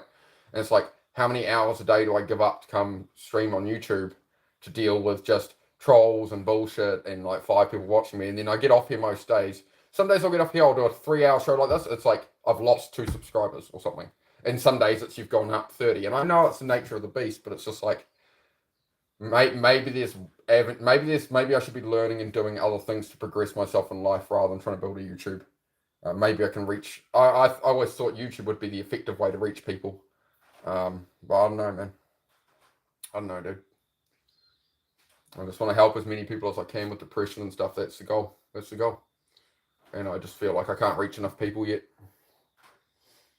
It just keeps me up at night, man. From wanting to end my life and not being able to find anything, the fact that like YouTube doesn't really push me on the algorithm, that like to be big on YouTube I have to clown around and all this stuff. I don't really want to do it. I want to just be real and genuine. Yeah. So it's just I'm struggling with that. Like, this is the stuff I talk about, right? This is being the real and genuine as I'm going to talk about it, right? If it's something I'm struggling with, maybe you guys are struggling with something you can relate with, right? Twitch is mainly for gaming, also covers just chatting, where you can be seen by so many people and just do your normal thing. YouTube is a very, very bad app. Don't stop, bro. Yeah, I've seen that a few times that people say Twitch is generally a bit better. And it isn't full of like just kid trolls and stuff, so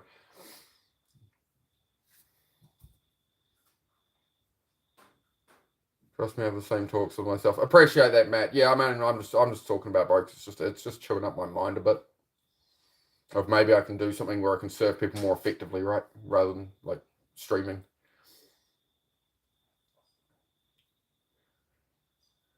Usually requires a hospital trip to get viewers like that out of nowhere. So how sad. Yeah, I've seen that.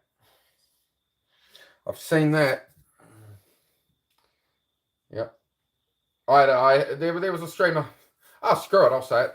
Slim Siffy was like that. He was a streamer I supported. He did a lot of push-ups and that. I really supported him. And then he had the car accident and broke his leg. He was in hospital. He got a whole heap of subscribers. Everyone asked him questions, you know, the nature of being a hospital bed. But then he just, you know, while he had his broken leg, he was just turning his channel into brain rot. And I really respect him. I deemed him an actual friend, right? And I was like, dude, like, you're really losing. You said you were never going to switch up and change, like, what you do on your channel. Like, I understand you're injured, but, like, you were more about having a message and talking about these things and stuff. And you keep going so far away from it. And then you're just letting your chat go to hell to allow all of this in. And, like, this isn't what you were doing, right? So that's where I had to walk away from that situation. I mean, it is what it is, man. Everybody has their own way. But, yeah, exactly. Like, I get it, right? People are looking to be entertained and stuff, but I'm the person trying to make the real channel, right? If people are going to be doom scrolling and trying to comfort themselves and they're wasting their time, it's like, I'm not going to sit here and put on some big show with LED lights everywhere and, hey, guys, welcome to my YouTube channel. I'm going to be down here in the trenches with the people who are struggling. I think there's far more people. I think it's far more valuable to people rather than me trying to get their money putting rubber bands on a watermelon to try and offer something that's actually going to help them in mindset and path and whatever, or getting rid of bad friends in their life or whatever is eating them alive each day, right? Of how to resolve that and how to help people. That's what I want to do, right?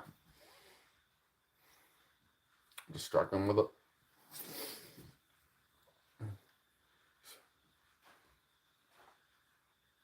Yeah, for sure. Keep showing, for sure. Yeah, for sure. I do value my audience, right? Like 5 people is, 5 real people is better than 500, like just trolling or something.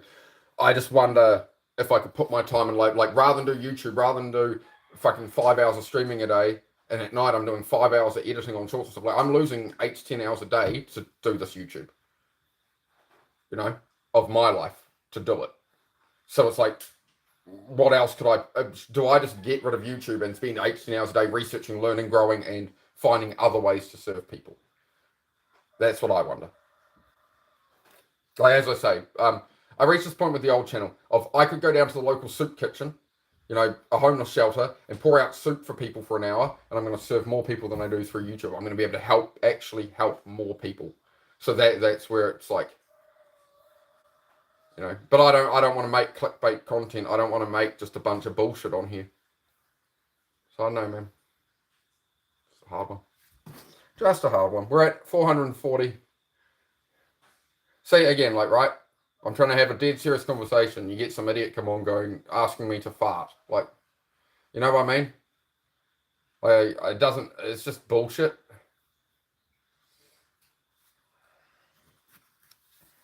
Like I have to, all these stupid comments and shit, I have to read all this shit. Same when I'm modding for Deba and shit. I gotta read all this dumb shit. And like, it's just being exposed to dumb shit. I just fucking hate it, honestly. Had enough of it.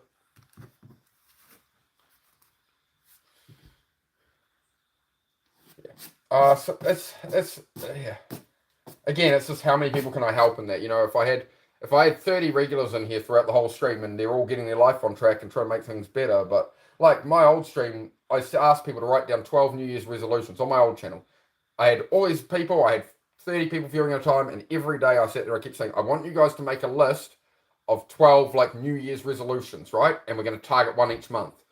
I asked every day for a month, and nobody did it. Not even my biggest fans, not my biggest followers, nothing. Nobody made that list. So why am I on here trying to say it? Why am I on here trying to do it? These things, right? It's great. I love the support from the other channels, the other creators that come in. Oh, yeah, keep going. I love the support from you guys. Keep going. But like, who's actually benefiting from this? Who's actually progressing? Or is it all just like, we love you, Venom, you're going to do good someday and help people? It's like, well, am I helping you at all? Am I actually helping you guys? Or is it just, you're of that mindset already kind of thing, and you're like, oh, I want to support this guy because he'll help people? Am I actually reaching people who need help, who being exposed to me has helped them in some way? That's what matters, right? Is actual outcome and actual output from this. Yeah, I got mods. I got heaps of mods. It's just, yeah. I mean, again, like, the trolls can go off. Like, the trolls don't affect me. Again, it's just, I want to be able to actually help people with my time here. That's all. Paraparamo. Thank you, Company Coaster. I appreciate that, man. I appreciate it. All right, let's keep going. I'm at 440 push-ups. Too early to tell. A lot of people aren't capable of actually loving correctly and showing up correctly. I think that's why. Even some people who seem okay end up blowing up and acting out of character, but you're fucking awesome, dude. Yeah, thanks, man. Yeah, I just want to be myself on here and be real. I hope it becomes of value, right? I'll stay the course, right? But I'm just all I'm saying is like there's definitely a urge there and a desire. Like I sit there at night and I just get a bit down sometimes. I'm just like, fuck, do I just delete the channel and go a different path? But it's all right. I'm getting there. All right, we're at 440.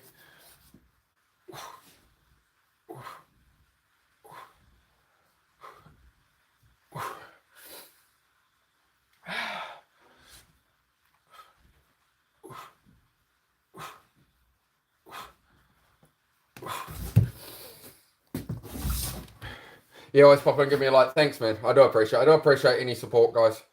I do appreciate like any comment, any comment here, any comment on my shorts, all that. It does help. Yeah, I just beat myself up. I feel like it's a failure on my part to not be able to reach more people, to not do a more effective job on YouTube. Of like, I'd rather be getting 10 times the amount of subs a day and impacting more people. And I feel like it's like because I'm not doing a good enough job here. And then my fear is that people with depression and stuff will end their lives because I'm not able to get through to them. You know, that's what I'm here for, is to help anybody who's, you know, depressed or down or, you know, considering ending their life or something. I want to try and help anybody who's struggling with anything, right? And that's what eats me alive at night with this channel. It's like, how do I blow this thing up as much as possible to reach as many people as I can in my life?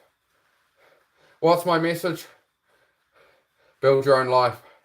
Cut out the distractions of the world. Cut out the distractions of all the media, the war, the this and that. I'm not saying there's not evil things in the world. I'm not saying it's not a horrific world we live in. But if we want to actually build a life we want, what you got to focus on what matters. Friends, family, right? Or whatever passions you have, right? You need to put your time at that and control that. That's what I'm all about, man. You know, so it's not selfish. You have to fill your own cup first before you can serve others. I think that's something I'm struggling with at the moment. I might need to just do the push-up streams only for a week or something rather than do another, you know, usually I'll do a stream like this, then we'll go chat for an hour or two. Or later in the day, I'll do a couple of hours of chat. Because, you know, I don't want it to be a fitness channel. It's not meant to be a fitness channel. Yeah, that's the battle, man. We're at 450 push-ups, aren't we? I believe. I think I did 10 after that last bit of chat. Yeah, possibly, Soups, possibly. The one thing I don't do here, guys, is I don't do politics, I don't do religion and stuff, right? So we don't talk, we're not gonna, the only reason I'm gonna talk about the gas prices, for example, is to go, it's gonna be the same when you put it in the tank and swipe your card. There's no point worrying about the politics behind it. All the politics and stuff is just a show. So this channel is all about not leaning into all that, right? Going on your path. As long as you're trying to live a good life. I usually tell depressed people to listen to the dark thoughts. Yeah, I bet you do. Do you mean that? And are you saying that as like to listen to them so they can work through them, or are you saying that as like a troll joke? So you want them to listen to the dark thoughts and harm themselves? What are you saying there?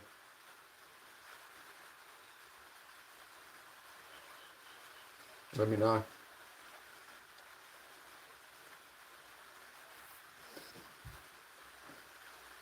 Shop daily, enjoy the do the best. Not to work through them, no. Yeah. Alright. Soup's cold, H9U. Hold up, bro.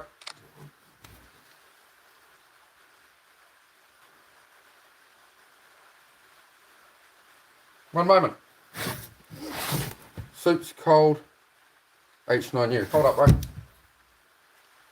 had a few friends take their life, bro, so hang on.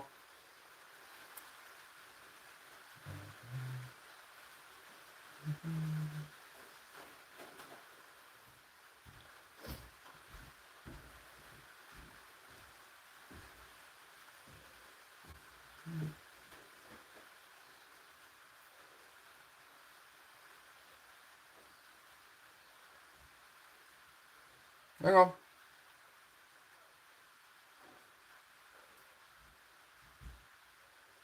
Alright. Cool.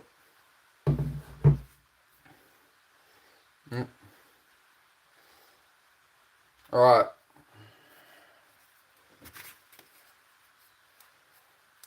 Okay. Yeah. Good on you, bro. It's amazing what you can find in 10 to 15 seconds, isn't it?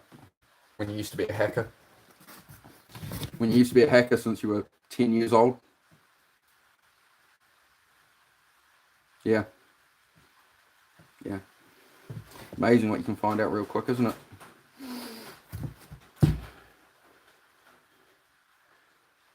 Interesting.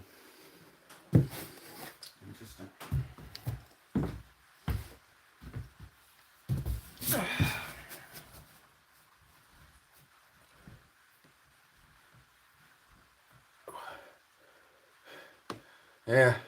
You'll meet him if I ever get my hands on you.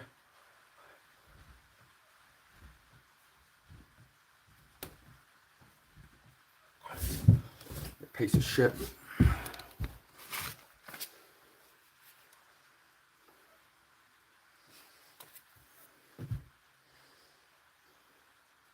Yeah, you're a piece of shit. When people have negative, dark thoughts, you tell them to listen to them. You think this is funny to say this stuff. You think it's funny to harm people. Yeah. I think it's funny too when I encounter people like you. You ever heard of fuck around and find out? Yeah. Good on you, bro. Losers. Absolute fucking scum.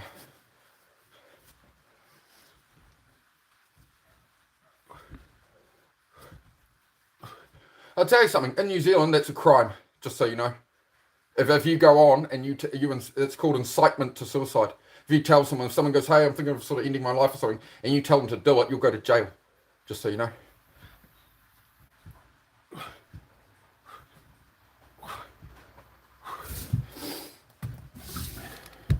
Oh no, it's not funny to threaten people. You think it's funny to tell people having dark thoughts to listen to them and end their life. You think that's funny? Like, even as a troll joke in here, bro. It's not funny.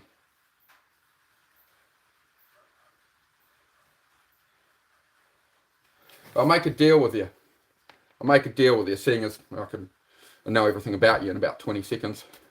I'll do a deal with you. If I ever give up and decide to take myself off this earth, we'll have a coffee beforehand, mate. We'll catch up, have a little chat. How about that? 470 push-ups. Scumbag.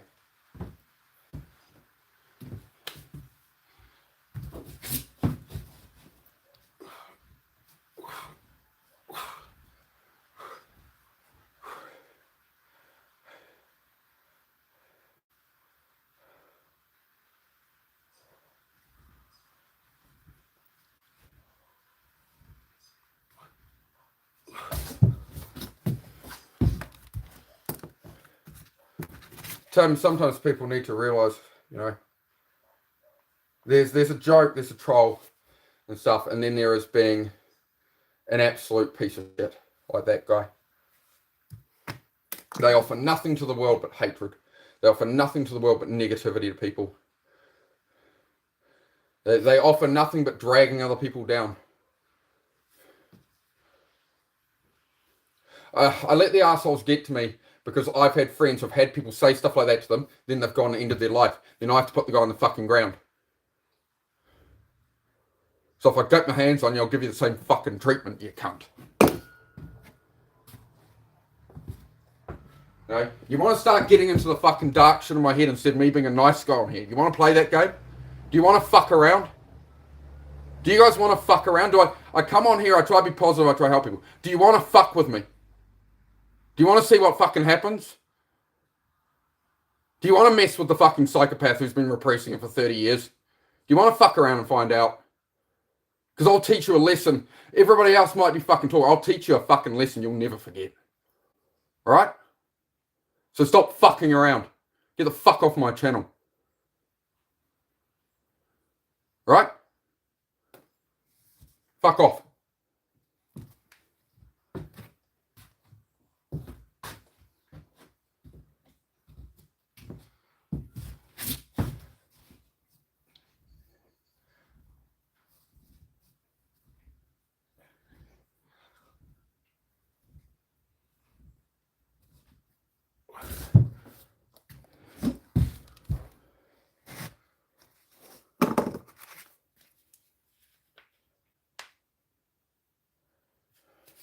So anyway, guys, welcome to the channel.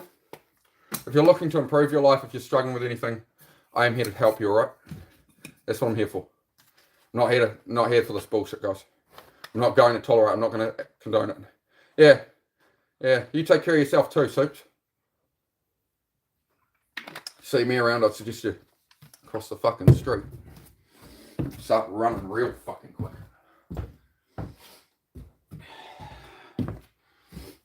You know, you come on here, say stuff like that. It's not funny, bro. Joking about suicide and inciting people to kill themselves, it's not funny, bro.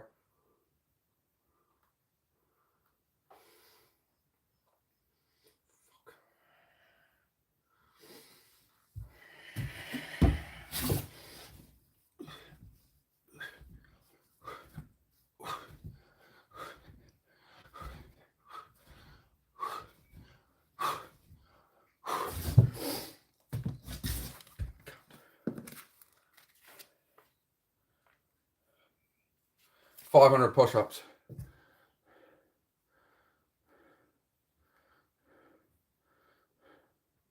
How much ink you got? How much ink you got in the pen? Oh, we're running low on ink. We're running low on ink in the pen. I'm writing down 500 push-ups every day. Push-ups every day. Push-ups. Push-ups. Push-ups. Push-ups. This is this month. This is the 1st of April.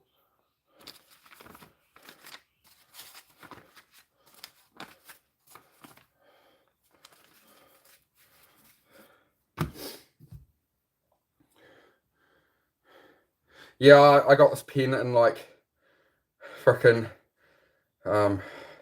I mean, like February, January or so. When did I start this box? I got this pen when I started this new box. So let's see. Sorry, have a look.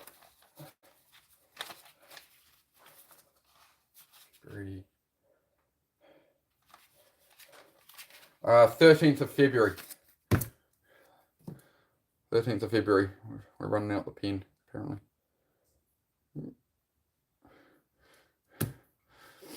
Yeah, I'm alright, Nakai. I'm alright. I'm just.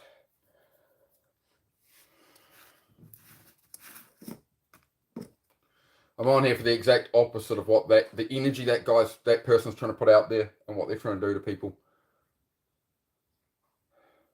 About half a year left on it. Yeah, we'll find out, Shining. We'll see when the pen runs out, mate.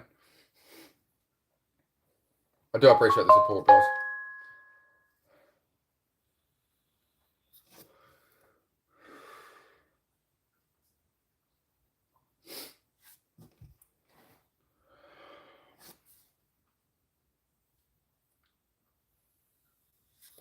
What should we do now? I've done 500 push-ups. Done 500 push-ups now. Dealt with some trolls and some bullshit.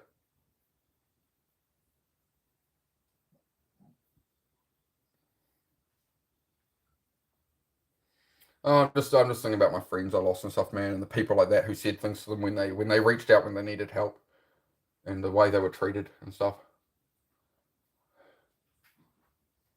So one of my friends who ended their life, there was a trial about and stuff because somebody was inciting them through a messenger thing to do it, and then that person ended up going to jail, right?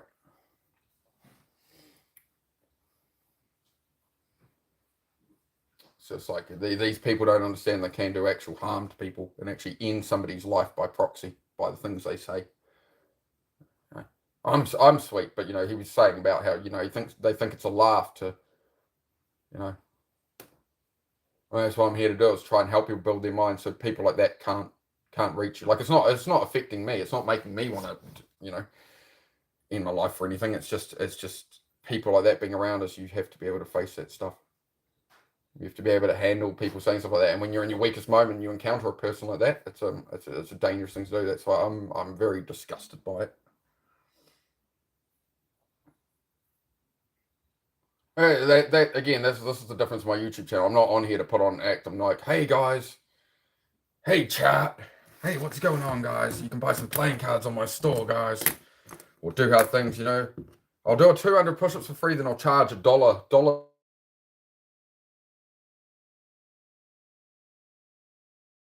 People, when you want to charge them $1 for you to do a push-up, that's helping people, is it? That's serving, is it?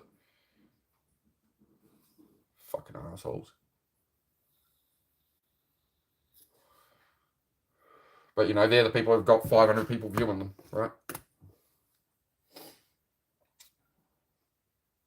how it goes. Life is not fair.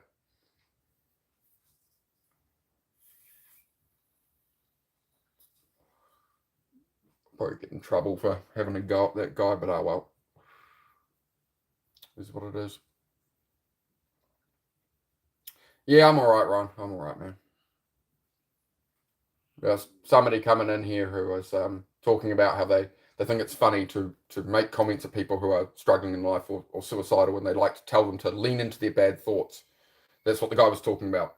He likes to tell people to lean into those bad thoughts and take action on them in a negative way. And you know, I've had people do that to friends of mine, and then I've had to put that friend in the ground. So yeah, it's all right. I spent my childhood as a hacker, mate. I already know everything about him. Everything. It's all good. I won't take more action on it. He seemed to piss the fuck off, so it's all good. But it's not something I like to be dealing with. Grow the beard and shape it. Yeah, I was thinking about working on that, man. Grow the beard out a bit. I don't like, you know, but whatever. That's what it is. One of those absolute bellions, quite sick, really, aren't they? Yeah. You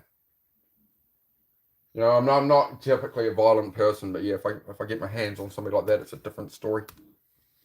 But you know, this is again why I have to build my mind and have to do this kind of stuff, because I used to, you know, cause trouble. Let's put it that way. Alcohol and violence was something I enjoyed very much.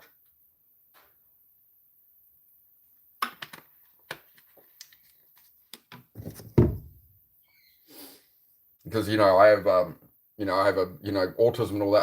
I have a deep sense of injustice. So it's like I tend to lean into. Very too many friends, Nakai. Yeah, for sure. Yeah, you had me worried, Nakai, while you were talking last night, mate. You had me worried. It's like, it's kind of hard. It's like a YouTuber seeing you guys through a screen to I worry, I won't say the right thing you need. I won't be able to help.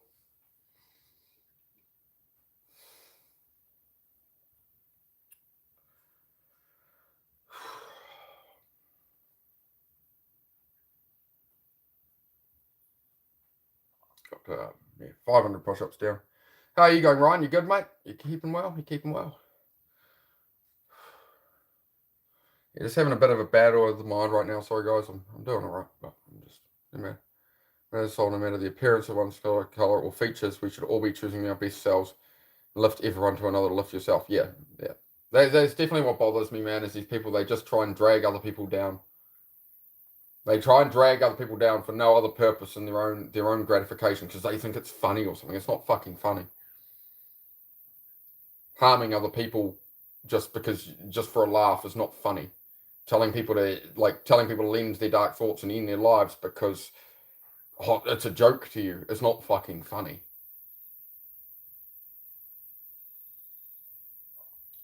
Yeah, dog. Appreciate that, man.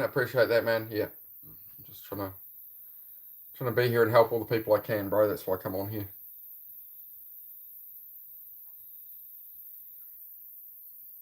Don't sleep because you're trying to keep your friends here. Awesome, man.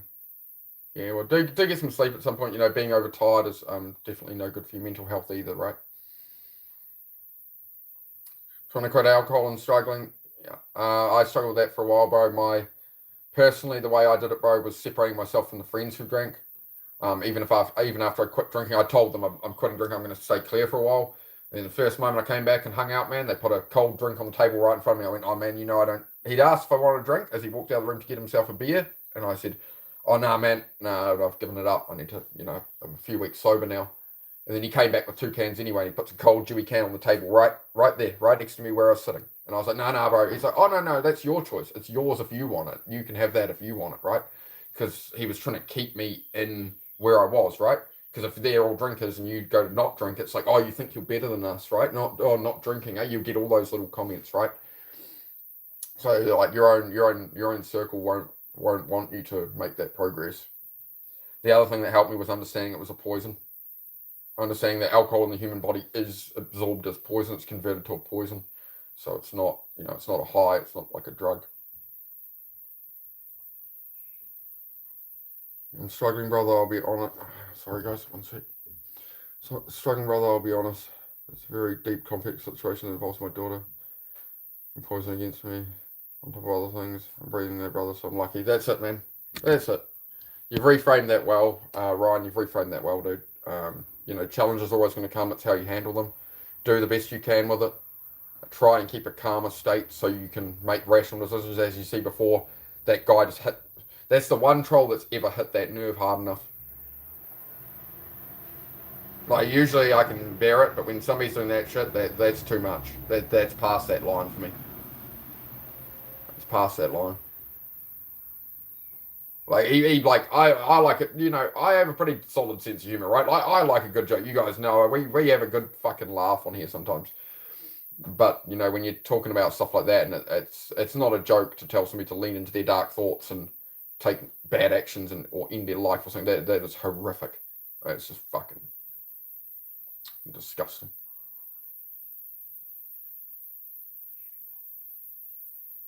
Sometimes it's the people closest to you that hold you back, like you say, friends that don't want to see you change. That's exactly it. That's exactly it. It is spot on.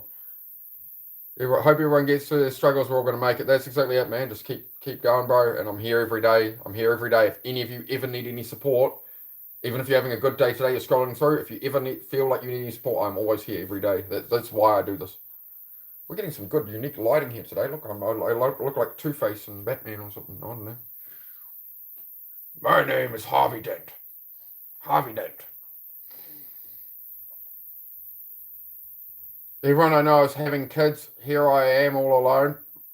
It's your own path. It's your own life, bro. Like, you don't need to compare yourself to everybody you know. Where is Harvey Dent? Sub, appreciate that, yeah, dog. Just kick around, bro. The other yeah, dog, the other thing I did, bro, was I used to go to the pub every night, right? I'd put on like 40 pound of weight. I was in a relationship where I'd found out my partner had addictions that I didn't know about, that she was hiding from me. I can't say what they are on here, and I don't really want to go into it all, but the very hard type drug stuff, right? And she'd hidden it from me for a long time, and then I found needles and things like this, right?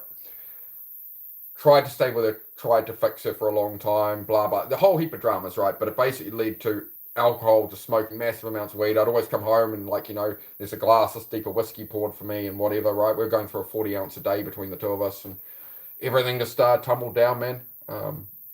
The business I was trying to build collapsed. Everything collapsed, bro, 3 years ago. Everything.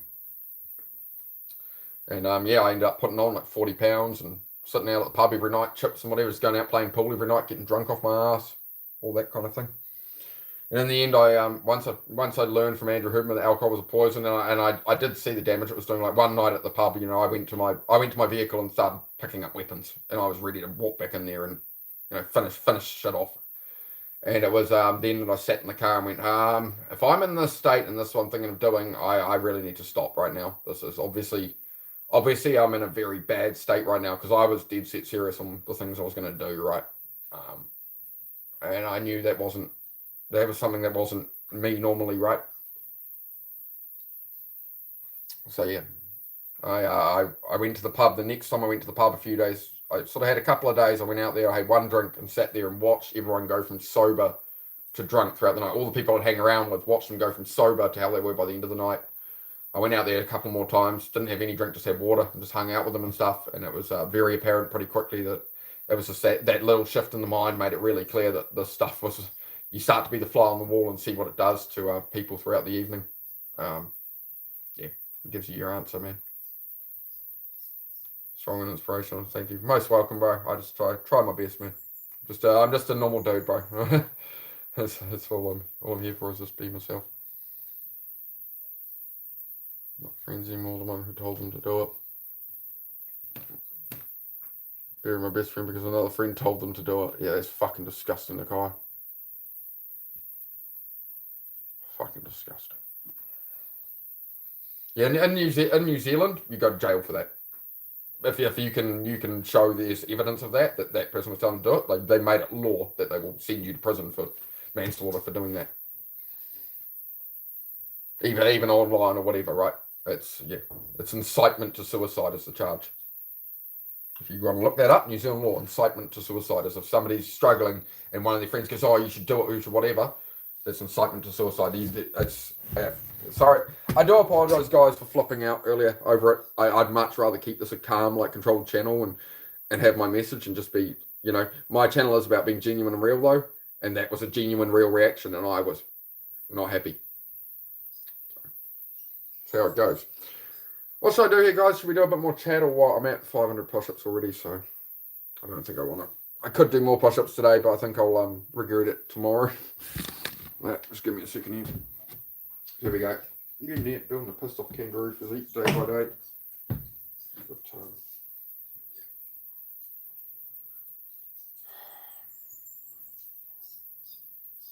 a lot of evil in the world, isn't there? And then these people who are affected by the evil of the world, right? They feel they have no hope or whatever. Then they come and project bullshit into chat, so you lean it on you. It's like, isn't there enough bad shit in the world? Don't we all have enough fucking problems? We can't have one channel here where we're just trying to support each other and look after each other, I'll be back in a second, guys. I just need to use the bathroom. Hang on.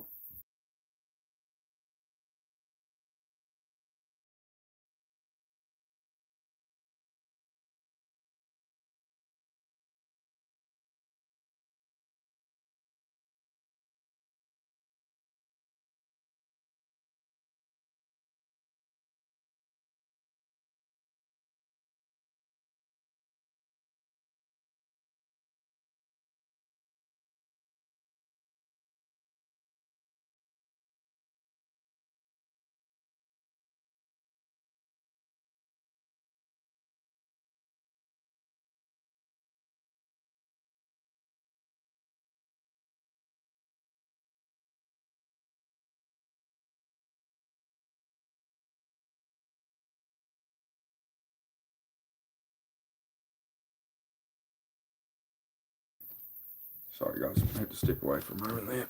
Oh, there goes the other phone. Cheers, bro. See you around. Yeah, dog. Appreciate you being here, man. Appreciate you being here. And yeah, if you ever need anything else, bro, you can come in here. If you do slip and have a drink or something, bro, if you have one drink or something, if you do slip or a couple, whatever, it doesn't mean it's all over. It doesn't mean you failed. You just had one mistake, right? You can immediately try again, right? Big up, off to sleep, good to catch in such an awful moment. Got dealt with appropriately, regardless. Big love, everyone. Keep pushing. Thank you, keep shining. I really do appreciate it. You certainly helped get me through that situation there. So thank you for that. I do appreciate it very much. Imagine what kind of walk you have to be to tell someone to do something like that. Yeah, Ryan, it's just they're just lost souls, man. Just lost souls, bro. That's our response. She told them to, yeah.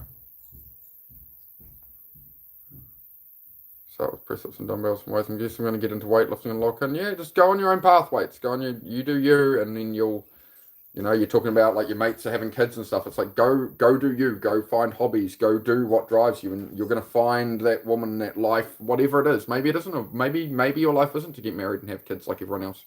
Maybe you'll find other things you enjoy. Maybe you'll go become a skydiver, and 5 years later you meet some woman skydiving. I don't know, right? You never know what's out there for you, man. You have to go look and find out, right?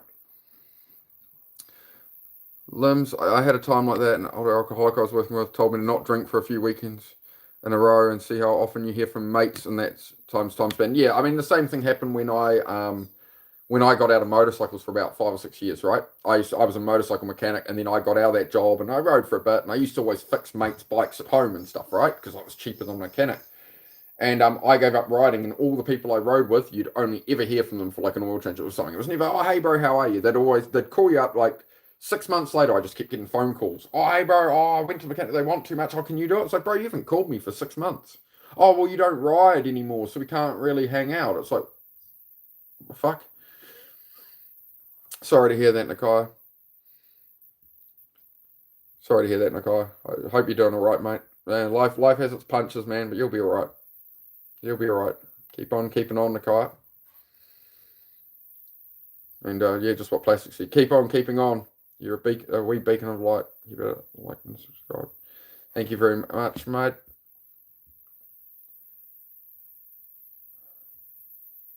Yeah, it is a bit annoying. That is probably the one of the things I struggle with the most is like the harm people do to other people, right? Disrespectful people, the way people treat people. And it's just because of a lack within themselves, right? That's how it goes. We got 500 push-ups done. We've had a bit of a chat.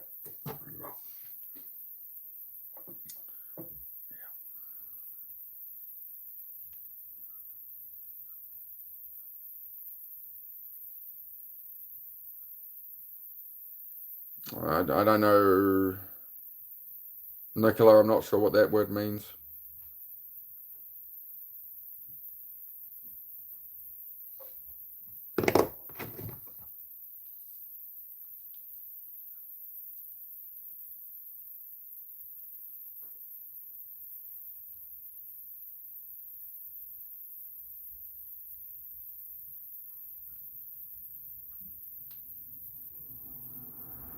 Okay. I don't know. No, it's not a word. It must have been a typo. It means I don't know. Okay. Okay.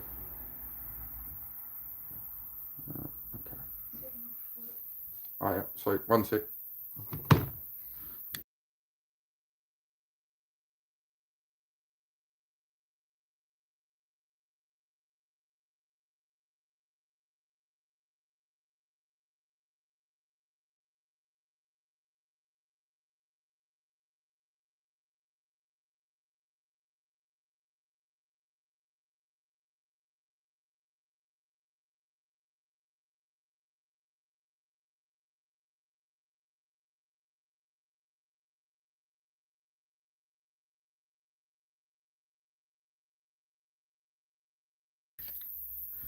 My partner was just heading off to work, guys. I was going to say sorry, guys, but I'm not going to apologise. My partner was just heading off to work, so I was just saying goodbye to her. Leo, hey Leo, how are you, mate?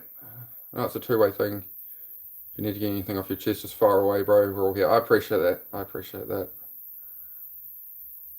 I really appreciate that, Plastic.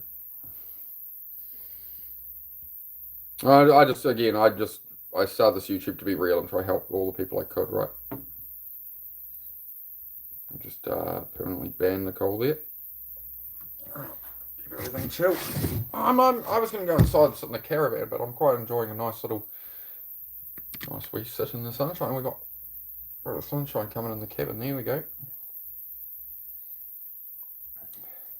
So how's everybody going? Does anybody need anything to talk about? Anything going on?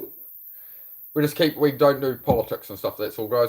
My channel's about building your own life, focusing on self-improvement, not just through fitness or anything, right? It's all aspects of your life, trying to move forward, and we all get problems with friends, family, all kinds of things, right? All kinds of things can affect us, so.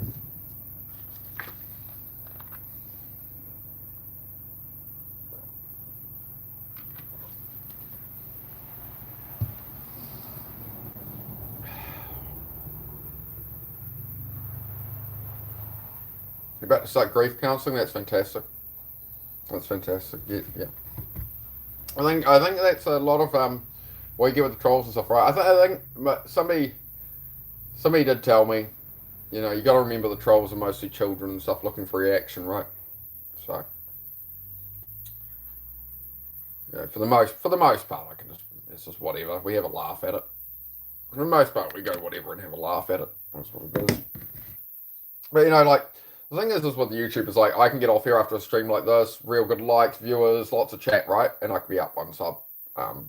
It happens. I've had days and days and days where I've come on here and done this and whatever, and I come back and I'm down like 2 subs or 0 subs or something. Then you have 3 days in a row where you're up 20 subs a day. I don't understand YouTube. I'm trying to learn it as I go, guys, but the channel has been growing.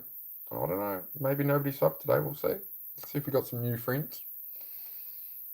Where are we at? 640 subscribers. Holy crap. What did I start at this morning? What were we on?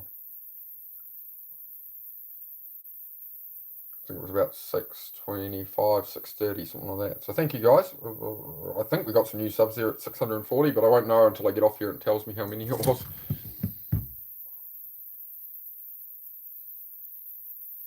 All my subs got wiped for some reason. I've been having to look everyone up and resub. Oh, all the people you were subscribed to. That's weird. Happen, bro, build and they will come. Yeah. That's the plan, man. We're just trying to build a good little channel here. I don't put on naps, so yeah. If people want real YouTubers and real world stuff about, you know, we talk about depression, mental health, taking control of your life, right? There's always so much distraction in the world. That's what I have, is I have autism and ADHD, right? So I've always struggled with depression since I was a kid. I've struggled a lot in life with ADHD and that, right? But I'm doing all right. Like I was in the special ed class in school, like literally the special ed class. You know how many people were in it? Me. Sometimes there was another kid who thought everything in his mind was visual. He was a bit more autistic than me, and he saw everything in pictures. Understood everything in images, so they always taught him off images, not books. Words didn't work with him at all. Everything was done with images. So that was my childhood. And teenage years, right? All through I guess Americans would call it high school.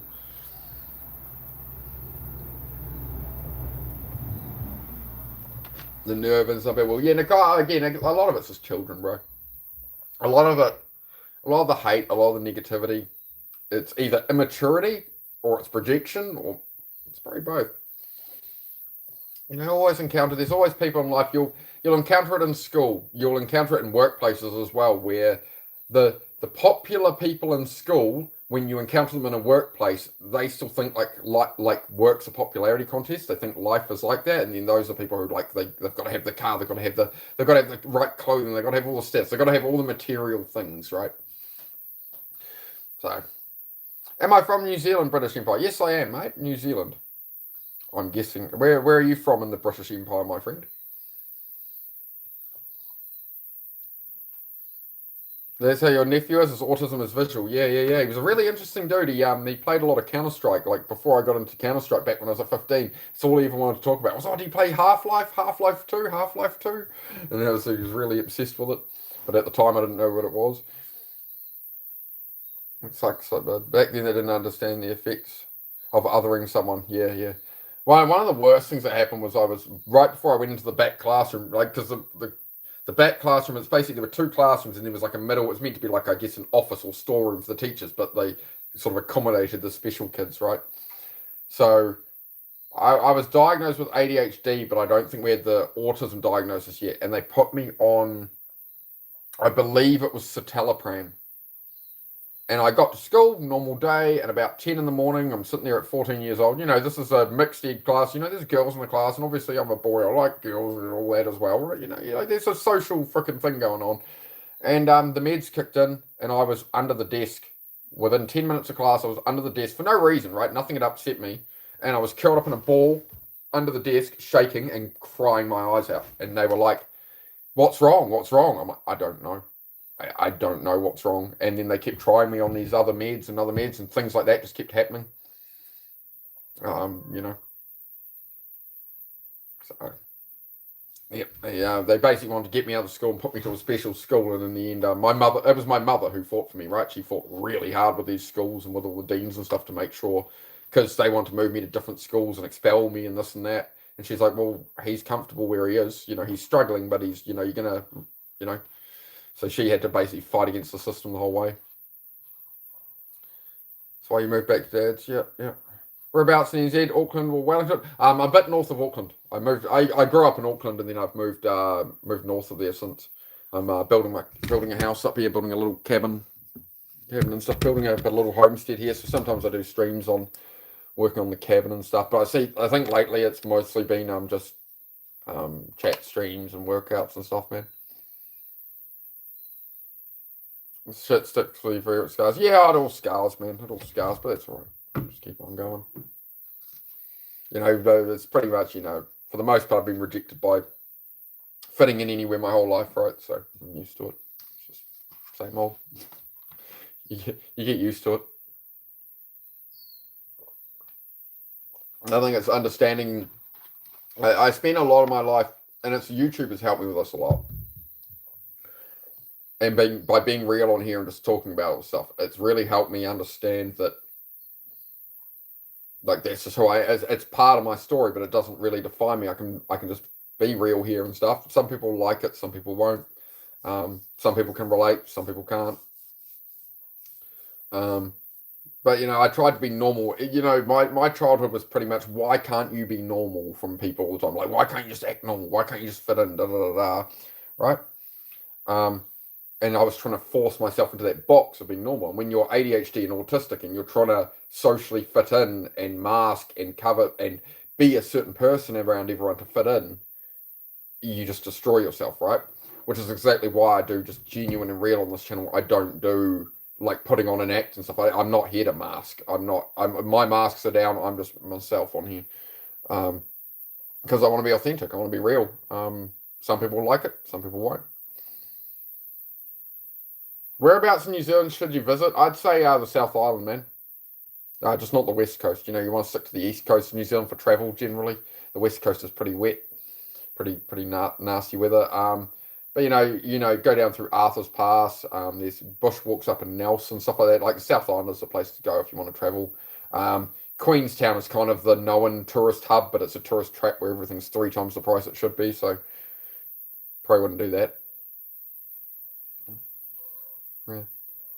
My little brother in the too hard basket, difficult to keep engaged, didn't listen, wasn't soaking in the lessons, wasn't until he was 10 we found out he was partially or mostly deaf. Interesting. Okay. I thought that was going to be that he was ADHD like me, but no, he was partially deaf. Okay. Wow. So he was 10. Yeah. Partially deaf instead of wow. Yeah. They always want to label everybody and put you in a basket, right? Everybody wants to label you and put you in a basket your whole life, and in the end, then they put you in a bloody coffin. Hey, that's how it goes. So that's why you can't listen to it, right? You've got to live your own way. You've got to be okay with who you are, right? You can see our whole country in a month. Have I ever visited the UK? No, but I was considering going over. There was another streamer I knew who was sort of talking about doing some hard stuff, getting his life on track, and I said, well, man, if you want to train for like the London Marathon or something, I'll fly over and I'll support you. You know, I was happy to do that for him. So yeah, I might see the UK at some point. He had no clue that his hearing should have been better. It was all he'd known. Yeah, that would make perfect sense. Yeah, for sure.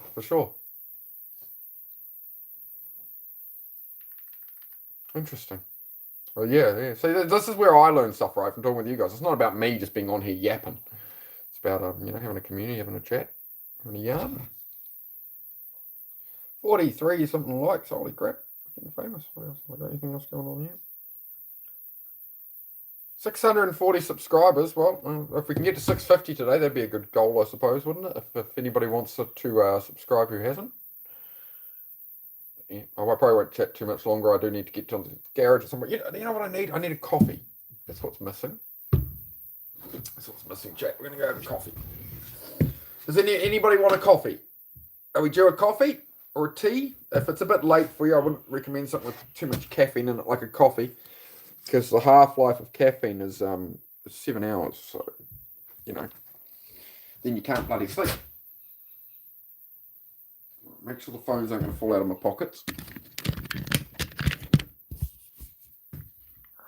Tea? Yeah, right. I'm gonna go put the kettle on, Errol. We're gonna put the kettle on. I'm gonna go see if there's a coffee. There you go. Oh, I've been doing a little bit of. I trimmed up the Obviously, I still have to put some little framing and stuff in here. Like all these windows have to come out and be framed around. It's all just set in for now, right? Like this one for the storm, I just wrapped around. I'll rewrap that pole, but it's getting there. Anyway, we made a bit of progress in the cabin. As you can see, everything is still very wet. Very wet. That's my little Ninja Warrior course of steps there. We're doing all right. Obviously, you know, I'm going to just cut that out above that door, but started framing it in a bit more. So we've got one deck there. I'm building the other deck across there. Got the front door.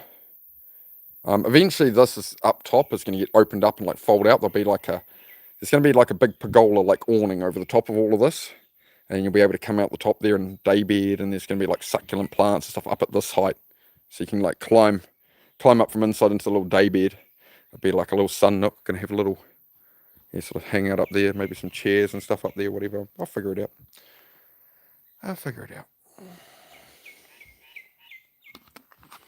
Yes, quite nice. Very nice wee day. Alright. Yeah. There you go. Alright, let's head inside. We're gonna go, just make sure I don't fall over. Pay attention. Wasn't that nice? What a nice vibe. Stoop Doggy is live. Oh, check out Stoop Doggy later on. I hope he's well. He does a good gaming stream, real chill vibes. Stoop Doggy, it's like Snoop Dogg, but his name is Stoop Doggy, and he's just a gamer dude with. Wait on, dogs. Wait on. Hey. Stop trying to force the door open. This isn't like some kind of horror film. Hello. Oh, jeez. Leave your brother alone. Oi, leave your brother alone and go toilet. Heidi, leave him. Oi. Leave him alone. Leave him alone. Hello, my boy. How's my big boys? I haven't even really seen you today, have I? Got up a bit late. Your mum's been hanging out with you. How we doing? How we going? You good? You good, my boy? And what do I smell like? See, we're getting there. Hey, puppy. Alright, come on. Oh, I want my coffee, guys. Can we go inside? Can you go on your beds, please? Come on. Up. Good doggies. Very good. Alright. Okay, I don't need my hand licked. Alright, stay there, guys, because I'm going to have a coffee and stuff, alright? Alright, so it's kettle boiling time, guys, if anybody would like a coffee. I'm going to make a wee coffee. You can have it, yeah, no, the usual, have a nice positive chat. I might have to change the poll question soon, won't I? There's a bit of... Hey. One moment, guys, sorry.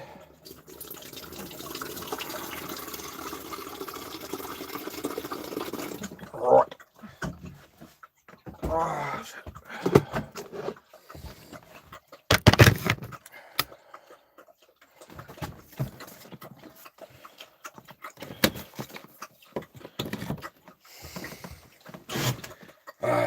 I gotta say, man, it's the first time a troll on here has ever rattled me.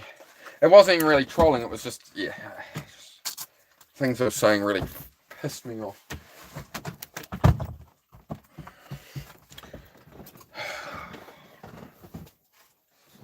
Dog, really? You had 10 minutes in here without your mother around and you've licked all the pillowcase, you dick. Okay, it's alright, it's alright. Is that actually, I'm sure that, yeah, there we go, it is on. Hey, Peachy, yeah, doing alright, man. I had to really lay down some boundaries with a troll. Sort of unsettled me a bit, to be honest. I'll just move the phone over here away from the jug while it's boiling, I guess. But yeah, just a troll sort of thought it was funny, you know, they were talking about when people, we're talking about negative thoughts and dark thoughts and stuff and struggling with those. And they said they find it's funny to, you know, tell people to do them, right? And it's just the most disgusting. I lost my shit out of it. Lost too many friends that way, man. I've just been talking on here about, you know, I'm here to try and help people as much as possible, here to reach as many people as I can. and then you just encounter these people that are they're intentionally, they're out doing the opposite. I mean, I'm sure it was just a troll comment. Maybe they don't actually do that, but there are people who do that and stuff, and then you're out spreading that word like that's okay to do, and like, I'm not gonna. They get to be important on the stream for a couple of minutes, bro. They're very likely quite hurt people themselves. Yeah, for sure. I noticed you made it in a while, bud. Yeah, it worked out. The storm actually changed path a fair bit. The cyclone changed path a fair bit and avoided us, luckily. Can we get some... I go do 500 push-ups. Mrs. gets ready, heads off to work. She's left all the curtains shut, all the roof vents shut. Stuffy air, and this is really important to open. See how dark and cruddy it was in here, and how it makes you feel, right? I know it's not perfect, we're only in a shitty caravan, but here we go. Look, we got some light on the situation. Some, light goes a long way towards. Pray in case it rained. What? It's pray in case it rained. I'm not sure what you're replying to there. There, Scooby. Can I help you? Hello? No, don't keep licking my pillows and stuff. No licking. You're an idiot. This is my life now. Life with a dog. Stop licking my bed! It doesn't need licking. I don't need licking. No, stop! Stop! Stop! Halt! 9! 10, 11, 12. That's enough, Zed. We're just playing. Away. On your bed. Hey, on your bed, crazy pitbull. Go. Bed. I know, protective instincts, I know. I'm just playing. We're just playing. It's okay. You don't need to run and protect your sister. I think you misunderstood. All the roof closed up and stuff. Oh, yeah, the rain early. Yeah. Why do you leave him? He's alright. He's alright. Right, on your bed. Come on. Good boy. Right, what are we doing? We're making a coffee. The ADHD is kicking in, folks. I'm trying, alright? We're gonna make us some coffee. Hey, puppy. I bought these noodles yesterday as well. We're going to try those in the next sausage curry. They're Singapore style noodles. They look like they use them for starter chicken. They look like a nice soft noodle. So we'll try those out. Here we go. For these big boxes of Nescafe and stuff, you meant to take the sachet out the top, right? But I always rip a hole there in the end. Or you can do it at the bottom as well. Because then you can just... Coffee. I was doing it from the bottom, but I found they kind of fell out a bit much. I know, people have different strats, right? No, that's from Singapore. Doing alright, Zales, mate? Doing alright? On my way to the gym, passed my height and weight this morning for PT test Thursday. Ooh. What are you passing your height and weight for what, bro? I might have missed something here, Peachy. What are you scheming at there, Peachy? What's going on, mate?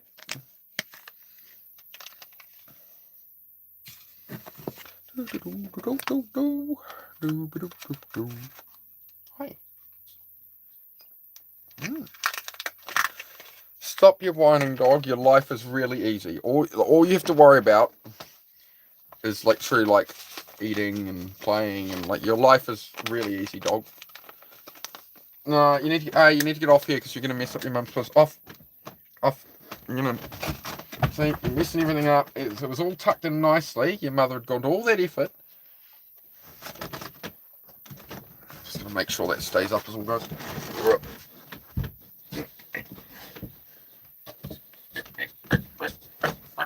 Right. Yeah, that's the German Shepherd puppy. We're going to get a bit of Makona in here as well. I need some beef in my coffee today.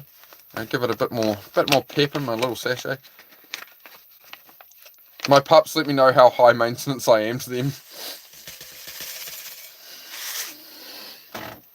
Yeah. Nice to have around though. They're nice to have around. I always wanted dogs as a kid, right? Don't get angry. Oh no, I'm not angry, mate. I'm chilling. Was that? Hey, if you want to see me angry, that was earlier in the stream. That's the first time somebody's actually pissed me. That's the first time somebody has actually genuinely pissed me off on YouTube. First time ever. Actually, well, when I'm doing a channel, the other person that genuinely pissed me off was Do Hard Things 365. That guy who does like holds the planks and does 1,500 push-ups and clicks his chest, right? You know, I said something wrong in his chat once. I was like his top tier member. I was the first person to buy a top tier membership he had, right? And, you know, I'd messaged him on Instagram because his chat was just out of control. We'd be messaging about, I'm like, dude, like, I'm happy to be a mod if you want, even if you want me to do like 10-second time thing. I want to help, right? And, yeah, it all went to shit. And, yeah, he went very anti-me and said I was hiding behind my autism because I mentioned something the wrong way, blah, blah, blah. It was a whole big drama, right? Because he said I could promote my channel because I was doing I just started YouTube and I was doing push-ups for a prostate cancer charity, for a foundation, for like a fundraiser for prostate cancer, right? And he went, oh, I'd shout that on my channel and whatever. Anyway, it all went to the point that I'd asked for permission through Instagram to promote it in his YouTube chat. He's like, yeah, go for it. And then he got a whole heap of new mods, and then every time I put up my promotion for my channel about the charity event, it would immediately get removed. And I was like, oh, like, are the mods removing this? Like, I do have permission from Rich to do this. And Rich is trying to read it in the playing. He goes, oh, you're accusing my mods of something. I said, oh, sorry, like, I could have worded that better. I'm not trying to accuse them. I'm trying to ask the question because I've asked like 5 times and got no response. So I'm going like, is somebody deleting these? So that made it an accusation. I said, hey, man, like, I'm not trying to start any shit. Like, I don't always word things right with autism, so I'm sorry, I could have done a better job there. Oh, you're hiding behind your autism. There's no excuse. Mental health is an excuse, to do hard things and this and that. Blah, blah, blah. But that was months ago, but that's another reason I keep at this channel and try and do better is there's people out there, and then, they claim they're out there for other people and that, but they're out there for themselves, right? That guy's now these days, he tries to charge $1 per push-up, It's just bullshit. He did some streams. Well, he tried it on, right? I think that's what sank his channel. He tried it on a few months ago, where he goes, I'll do 200 push-ups for free. Then it's $1 per push-up, guys. And I think he lost most of his audience there.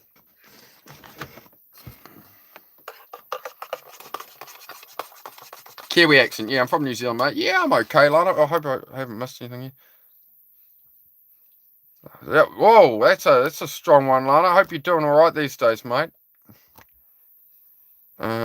And yeah, and yeah, I'd say, Lana, that you're probably a troll by the way you're saying that when you're saying about shaking legs and things. I think you might want to move on from the channel, mate. It's obviously not what you're not actually here to have a real conversation, are you?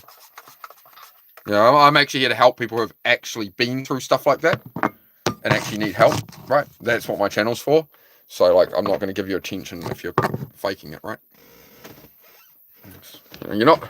I don't understand. Well, I do understand it. I won't say it that way. I do understand it. There's just a bunch of people who are just fake and talking crap, and they got nothing better to do than come on YouTube and try and destroy what people are trying to create. And I know the very people who need the channel the most to find meaning and purpose, but you can't reach them all. You can't save everybody.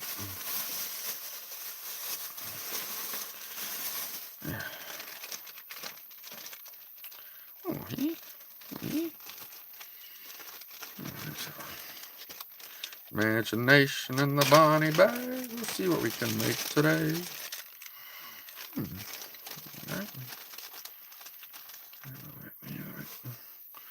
Yeah, we'll a little bit there.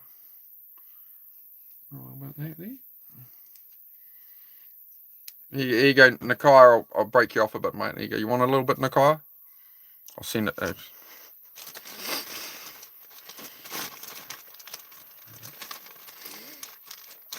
Alright, guys, so we're just gonna burn some incense.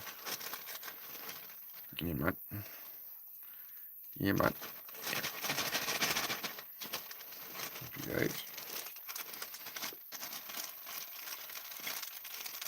Yeah, I haven't had any today. I've been trying to lay off the stuff, to be honest, before the workouts and stuff like that. If I have too much, I don't function very well, right? So,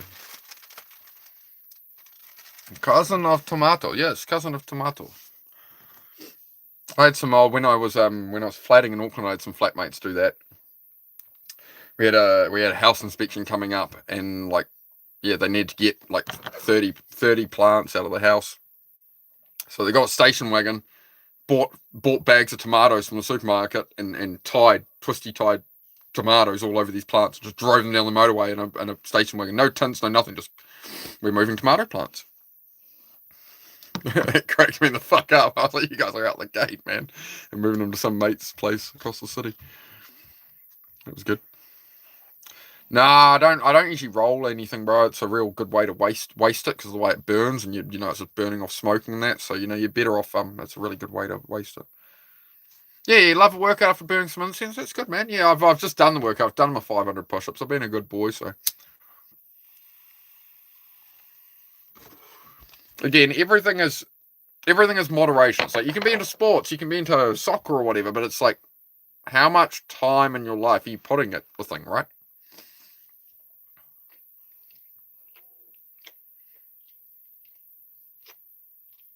I'm tiny bowl and rip it like a huge bowl so I can say, yeah, I just put the tiniest bit in, bro. And yeah, exactly. Have it like, to me, it's about a little bit, about half the size of a pea at a time, and it's like, okay, well, wait 5 minutes, and where am I at? Whereas when I was in my 20s, bro, it was just, oh yeah, bro. Oh, you want some of this? Oh, you want to put the knife? Like, right, and I just operated like I was fucked off my head, mate. I couldn't operate in that way, right?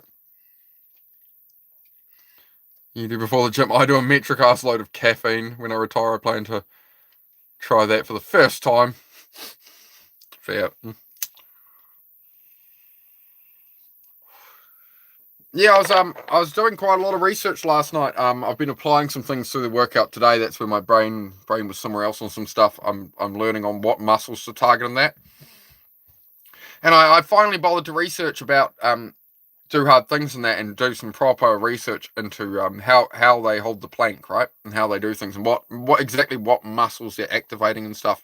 Because for me, when I do the push-ups, when I was getting into the plank didn't feel like a rest position from the push-ups. It just felt like it was draining my push-up ability. So I've now learning the learning a bit more about the position and building up the right muscles to do that kind of thing. So we'll see. It's a little side quest. That guy's whole freaking mission and what he built his whole channel on, it's just a side quest for me, bro. It's just something I'll check off along the way. I'll demolish him on my way through. You know, I always, I don't go on some path of vengeance or something, but I'll put him in his place eventually. It's fine.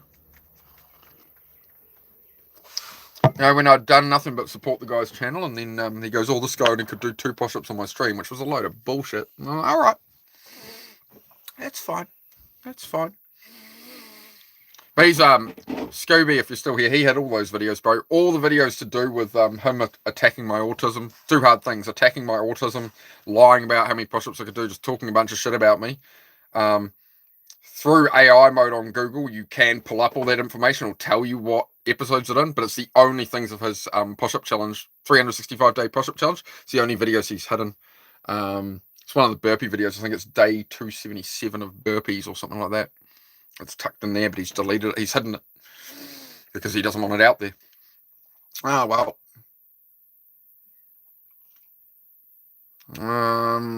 Would you get the fuck off my channel with your stupid bullshit?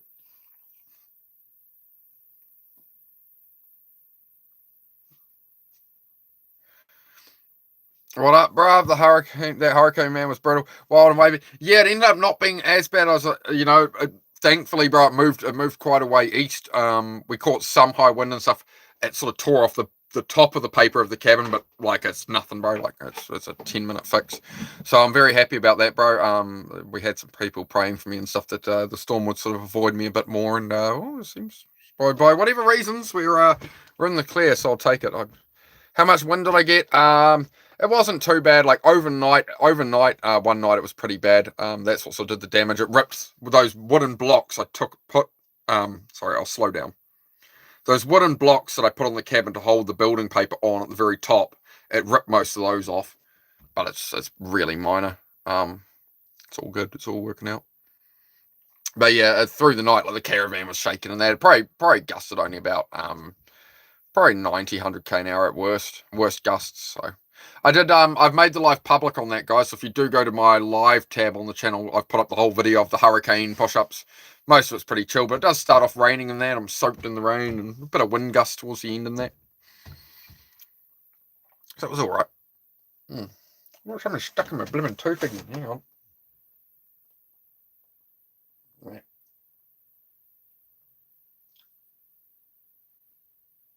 It's always a blimmin'.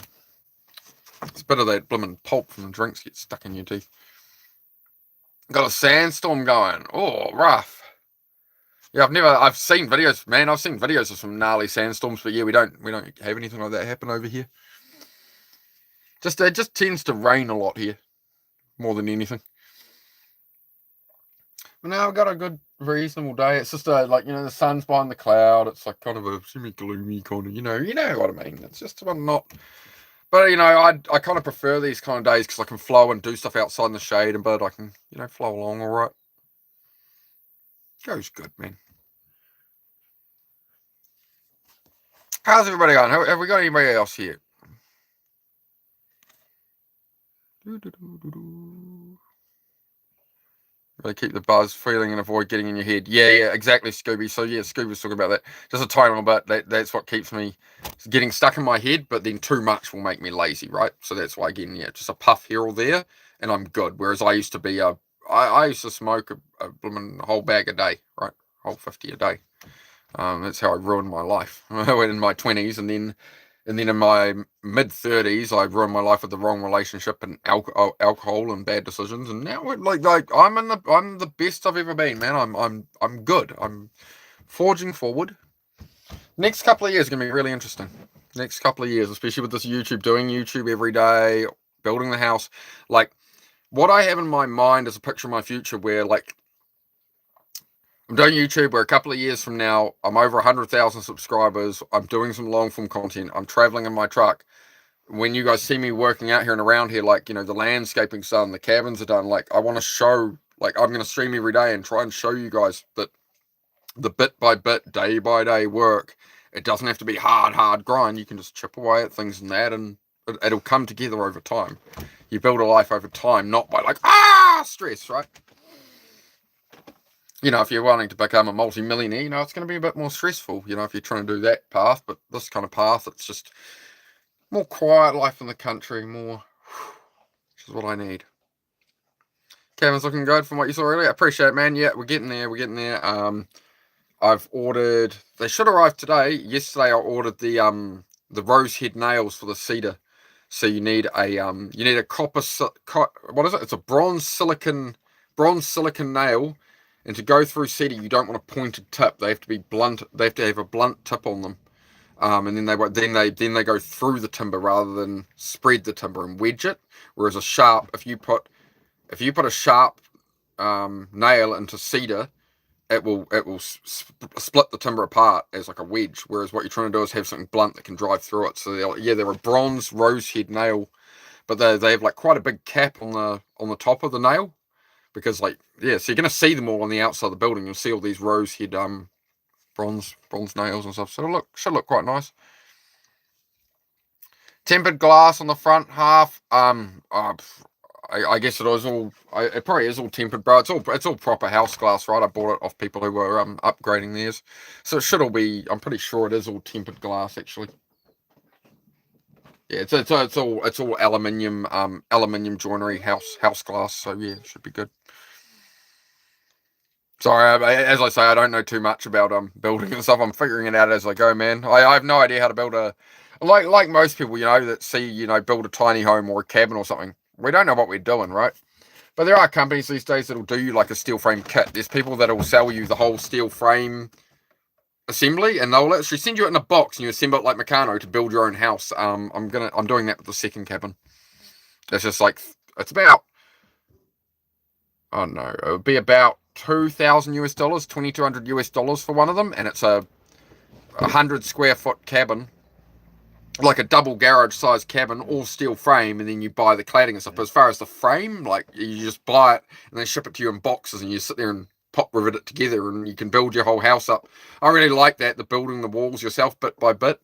If you're in the city, they build them and they'll just deliver you the whole wall. So they'll deliver you on a truck, all 4 walls and a roof, and you literally walk them into your property, stand them up, put a couple of screws in each one, and throw it up. You can put up the whole house framing in 10 minutes because it's just 4 walls and a roof. You just go dink, dink, dink, and you can select your window sizes you want, your door frame sizes. You can completely custom design it, and they do it, yeah, for a few $1,000s. And then you just, put the insulation stuff on, screw the cladding on, and away you go, right? Talking about the same thing. Yeah, there's the Amazon fold-out house. Yeah, I'd look at the steel frame kits, bro. There's people that do these steel frames, and they'll design you something a lot more bespoke, a lot more custom. For me, I literally want to build my walls myself with this one. And I couldn't really afford to do that frame one that I wanted to get. And I just went, I'll just do this and just build it myself. And I head to my pit, but it's very, very late here. As always, take care and see you soon. Plastic, over and out. Thank you very much for being here, Plastic. Always appreciate you being here. The Plastic, fantastic. You've been around here, for a long time, the last couple of streams I've done, mate. So I do appreciate your company and your words. You always have good words, Plastic. We were dealing with some trolls and stuff earlier. I do appreciate it. Find a way to get some Wi-Fi. A Starlink, Scooby. That's what I run on, bro. That's exactly what I run on. So, Starlink, you can, yeah, they do ones that'll run off like 12. I'm running off a 240 volt one, but you can get roaming ones, stuff that'll run in cars and that, right? Run inverters, blah blah, solar. It's all kinds of things you can do. Yeah, that's how it goes, Nakai. Yep, find a way to get some Wi-Fi. Yep. Wi-Fi, bottled water, Tesla, Pilates, bottled water, Tesla. I love the newer South Park stuff like that, man. Like the COVID special South Park episodes were pretty funny. So I've had a couple of puffs of that. I think that's enough. I could have more of that, but I'm not going to. See, that's where I limit my smoke, right? It's only to level out my mind. That is the only reason for it. It's not to... I don't do it to get high or get a rush or something, right? I'm just trying to regulate everything a little, to be honest.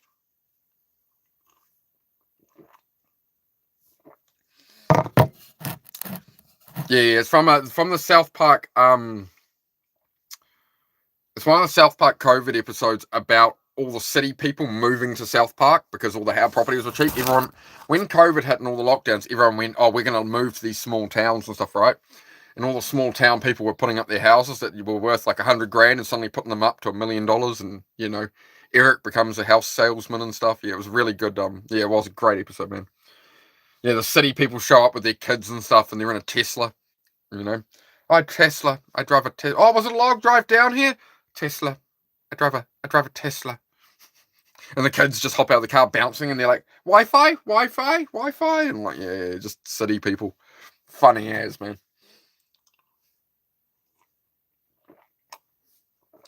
I am a simple country boy. Where's my vape gone? How you doing, dog? Hello, dog. Dog. Oh, life is rough, I know. Life is rough. No. Come lie down. Come on, come around. Here. To me. Platz. Very good. Good girl. Good puppy. Yeah, a lot of people hate Teslas and stuff, man. I'll tell you what. As a car guy, motorbike guy, I love my engines. Yeah, they're but I mean, shit, man. It's throwaway tech, it's disposable tech. Everything expires, everything upgrades, blah blah blah, whatever. The big picture, I don't really give a fuck. Bang for buck, man. If you had some money and stuff, you just want something that's a bit of a laugh and whatever. I can see the appeal of a Tesla, right? They're fucking quick, man. A Tesla Plaid will go side by side with my ZX14 Kawasaki, and that is the fastest production motorcycle of its time, right? Was a ZX14 Kawasaki. It will only just beat a Toyota Plaid in a drag race. They keep running them against each other. That's what they benchmark a Plaid against, is my bike, right? So yeah, I can go that quick, but it's it's a different story with a Tesla. As far as just the raw power of the torque of an electric motor, it's how electric motors work. But yeah, I mean, Why are you sloping your head out like, let me do it for you? Let me do it for you. Let me do it for you. Kirby. Yeah, I mean, everybody's into their own stuff, man, but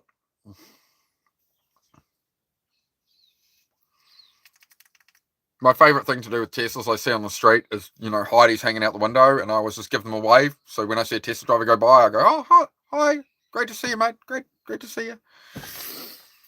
You usually get the Tesla driver going by going, like, they don't seem to wave back. They don't seem to like it. So that gives me a good chuckle. And just give them a wave.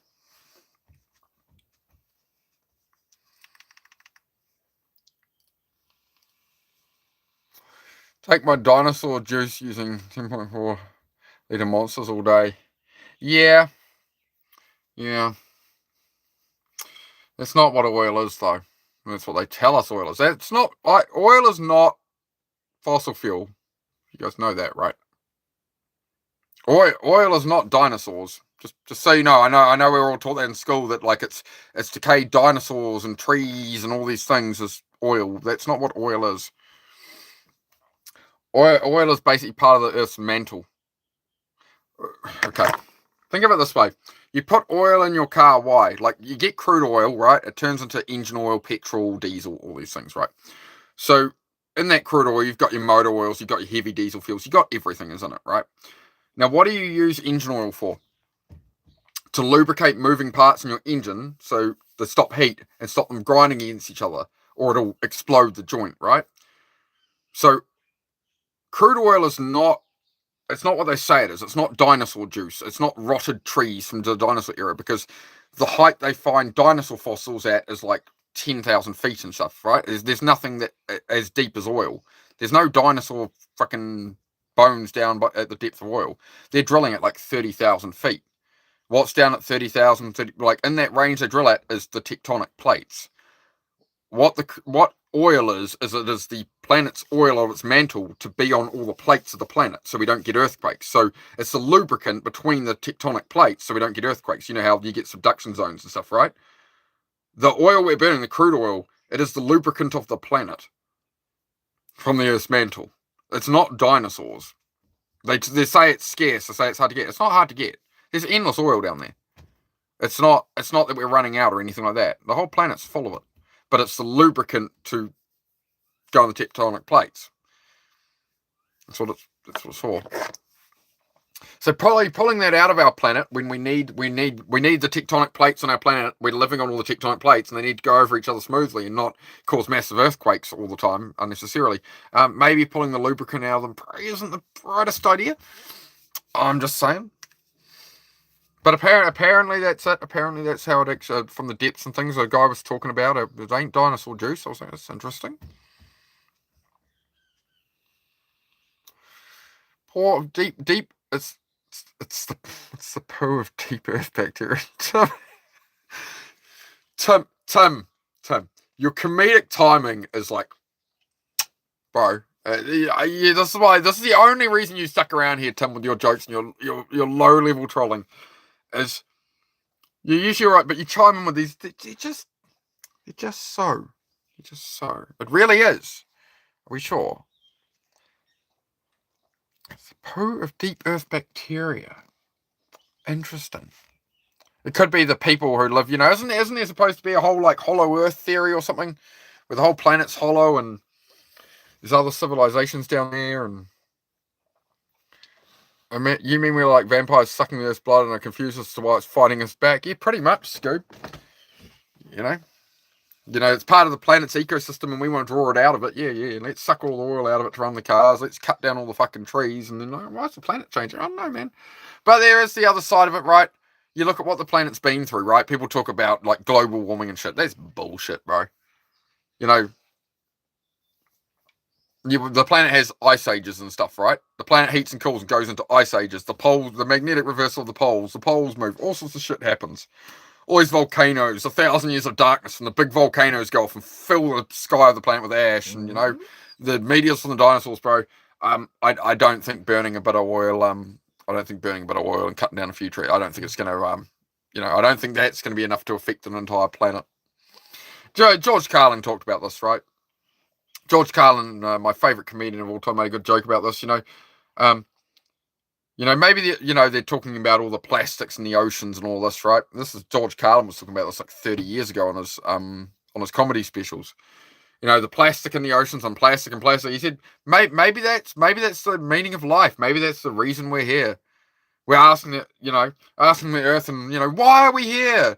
Well, the Earth couldn't make plastic for itself. It needed us to draw out its oil and make it into plastic. Why are we here? Plastic, assholes.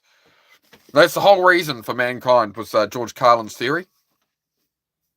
The Earth wanted plastic and couldn't make it for itself, so it created us. We make the plastic, and then it's going to just take us out, which is becoming more and more true. The plastic robots coming in and stuff, man. That's what the Earth wanted for itself, man. Some plastic robots won't make any trouble. Get rid of these blooming fleshy things that are kicking around. And George was pretty funny. Yeah. There's a lot of the reason. I like Bill Burr as well, right? Bill Burr is one of a comedian I really like these days. So he reminds me a lot of that George Carlin style. 7 bad words. 7 bad words? What 7 bad words? The planes and boats are cutting paths into the Earth's atmosphere. Like, gosh dang, running water carving into mountains. Yep. But who would know, man? Who would know what's going on? Who would know what they all keep from us? This is why I don't stress about these things beyond my control. I usually go into them. It's like, did aliens make contact on Earth thousands of years ago? One theory I thought about this a lot as a teenager. Maybe we are the aliens. Maybe we are the aliens. Maybe our species has already succeeded enough that it's become multiplanetary. And this is one of the planets. And then people go, yeah, but why wouldn't they give us their technology and this and that? It's like, well, why would you? Because you're going to give them a blank slate, let them figure it out. Oh, they were inventing things we didn't do. What do they do with these resources, right? There could be thousands of planets like us set up, and they just let them work it out. I don't know, man. You never know.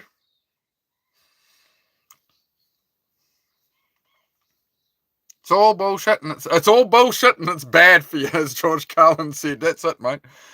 What's up, Marshall? Yeah, going all right, man. Going all right. We did 500 push-ups.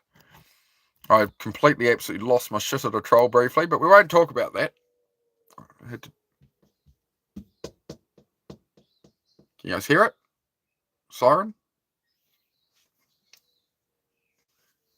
That's what I talk about, guys, is I hear that every time, and every time I hear that siren go off, it makes me think, like, am I serving the best way I can by being on, like, YouTube Live, talking to 10, 15 people at a time? Is it the best way I can serve people? Or when that siren goes off, should I be becoming a volunteer firefighter? Should I be jumping in my truck and, right, I'm going to save somebody in a car accident or a house fire or something, right? I think about that a lot lately. About what I'm building here, and maybe I can serve other people more effectively. I don't know, man. It's on the mind.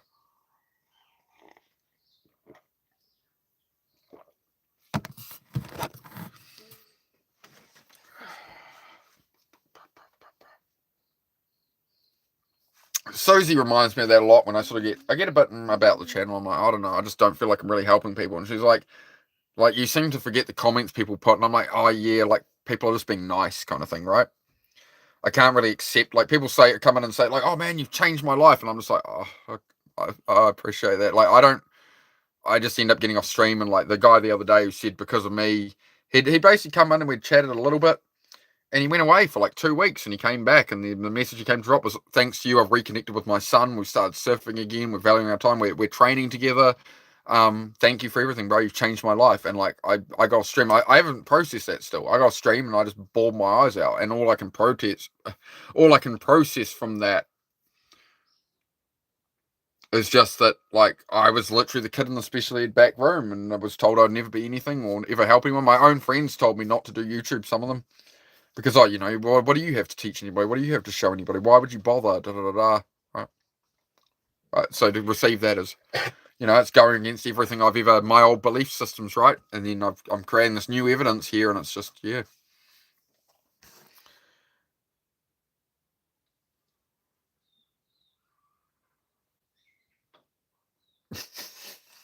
Oh damn, Tim. Tim, that reminds me of Invader Zim.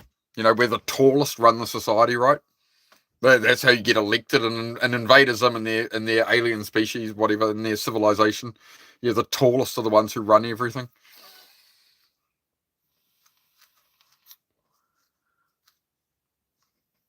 My mind won't stop thinking is my best friend, man. What's going, man? Yeah, just go do something, Nakai. Go do something like productive. Don't sit there with your thoughts, mate. You'll be right. You'll be right, mate. Washed the Jeep a few days ago and the sand and rain is ruining my work. Well, have you not heard of a car cover, Peachy? If you don't have a garage, you can buy a car cover. They're like $100, bro. I'm just saying, you're living in the problem, Peachy. The solution is if you get storm stuff, if you clean your car, you want to look nice, you don't want it out in the rain, buy a bloody car cover. $100.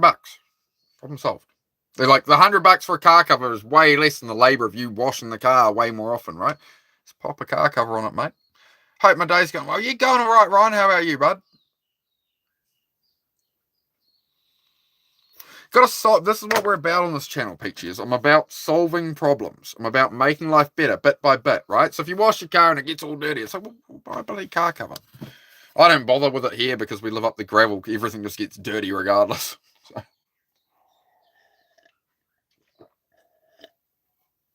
Them old dirt roads, boy.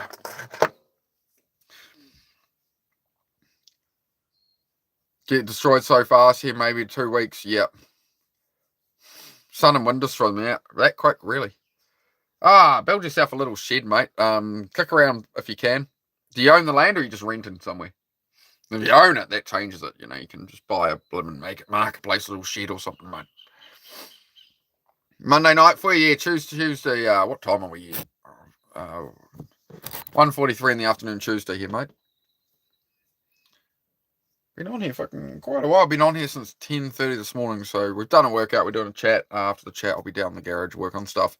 I may do a live stream working on the car, guys, changing the alternator. Like, is that worth streaming? Because every time I work on cars and motorbikes, I do a 2-hour stream or something, and I get like 1,500, 1,800 views. The reason I don't really bother with them is like I get a lot of views, a lot of chat, but nobody subscribes. You get like one subscriber. I get more viewers than I do on any other stream, but nobody seems to want to actually like see it again. So why don't scientists trust atoms? Because they make up everything. Yep, I thought that joke was good. That was in Ghostbusters Afterlife. Yeah, I thought that was quite good. Yep. Yep. That was a terrible, terrible joke. I did like the part of the Ghostbusters Afterlife where it was like, you know, are you here as a sacrifice? I thought that was quite funny. She's like, no, I'm 11. I think it was the line back, yeah, the demon or whatever it was asked her, you know, are you here to sacrifice yourself? No, like I'm 12 or something. Yeah, it was quite funny. Quite good. Okay, so you guys know how I was excited about a new Malcolm in the Middle series coming out. I'm like, they're doing like a reunion episode like Friends did, right? It'll be a good thing. Don't watch it. Don't watch it. Disney wokeness ruined.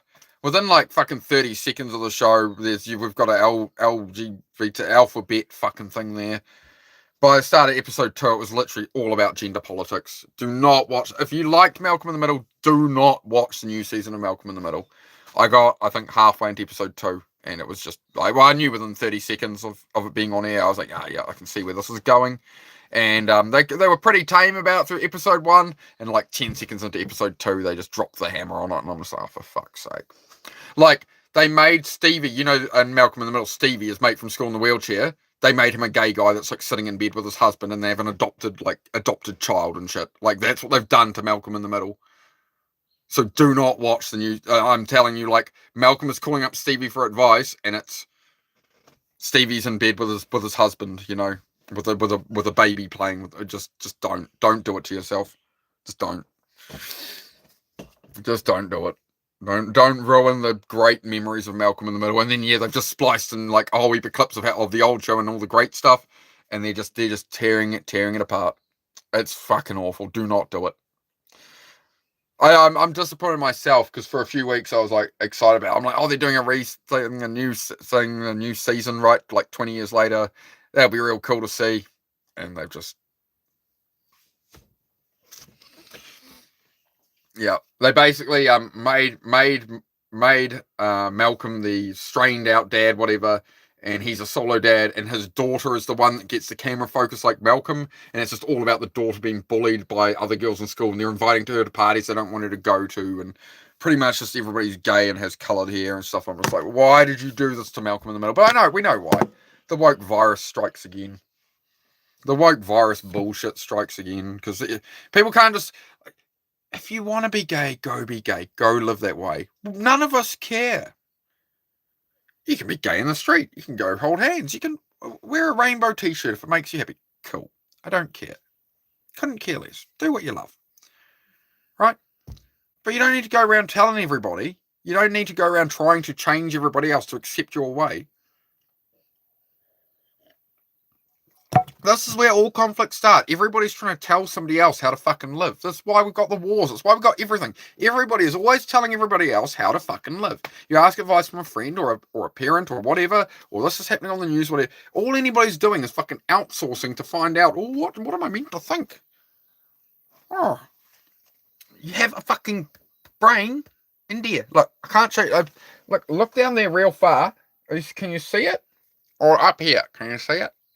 There's a brain. There's a brain in there. Okay, it's actually yours. You're actually crazy.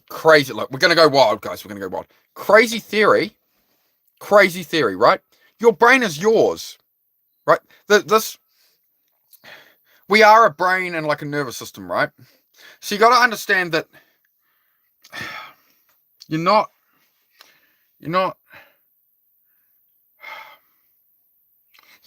your skin. You're not your muscles, right? This is just the carry box, right? Your brain up here is you, right? You see, right? That's where you are. Everything else is just like everything else is like a Iron Man suit, right? You understand? So you're a brain with some bone around it, with like a squidgy little cover. But like you is here. All of this is just the necessary inputs, right? Ears, eyes, heads, shoulders, knees and toes, then eyes and ears, mouth and nose, and something. I just got the whole order of all that wrong. I'm really autistic. Okay, just take a like away from me for that beautiful performance. How dare you? You've stolen my childhood and my dreams. How dare you? But you're just basically a giant like meat mech warrior, right? You're like, imagine your brain like is like a little person, right? Like running a machine of a meat. You're like a meat machine. You're like a meat Jaeger. Right? Yeah. It's who you are on the inside that counts, right? It's in here. It's in there. Someone unliked. How did it happens, bro? It happens. People do that. Like they just unlike on stuff. It's like, really? Hurt my feelings, man. I thought you liked me. Now you don't like me because they like. Oh, I liked what you said there. Oh, I don't like what they said there. It's like comedians have this problem, right? People will sit through an hour of like Holocaust jokes and like Nazi jokes and the worst thing possible. They'll sit through all of that in a comedy show until the joke happens to be about them, and they're like, oh, it's not funny, and they walk out, right? And it's just like, that's a crazy fucking world, man. People are nuts. People are fucking nuts. I'm sure you know that. Like, I'm not saying anything untrue on here. I don't think I can get in trouble on YouTube if I'm just saying what fucking everybody knows the reality is. Oh, I'm just here to talk about it. Great boil up is hard case. Oh, a boil up. Someday I'm gonna have to go try on Nolan's cooking. He's been showing me he's bloody doing some nice roast and shit. So I'm gonna turn up with an empty belly one day, mate. You can bloody throw us a feed, eh?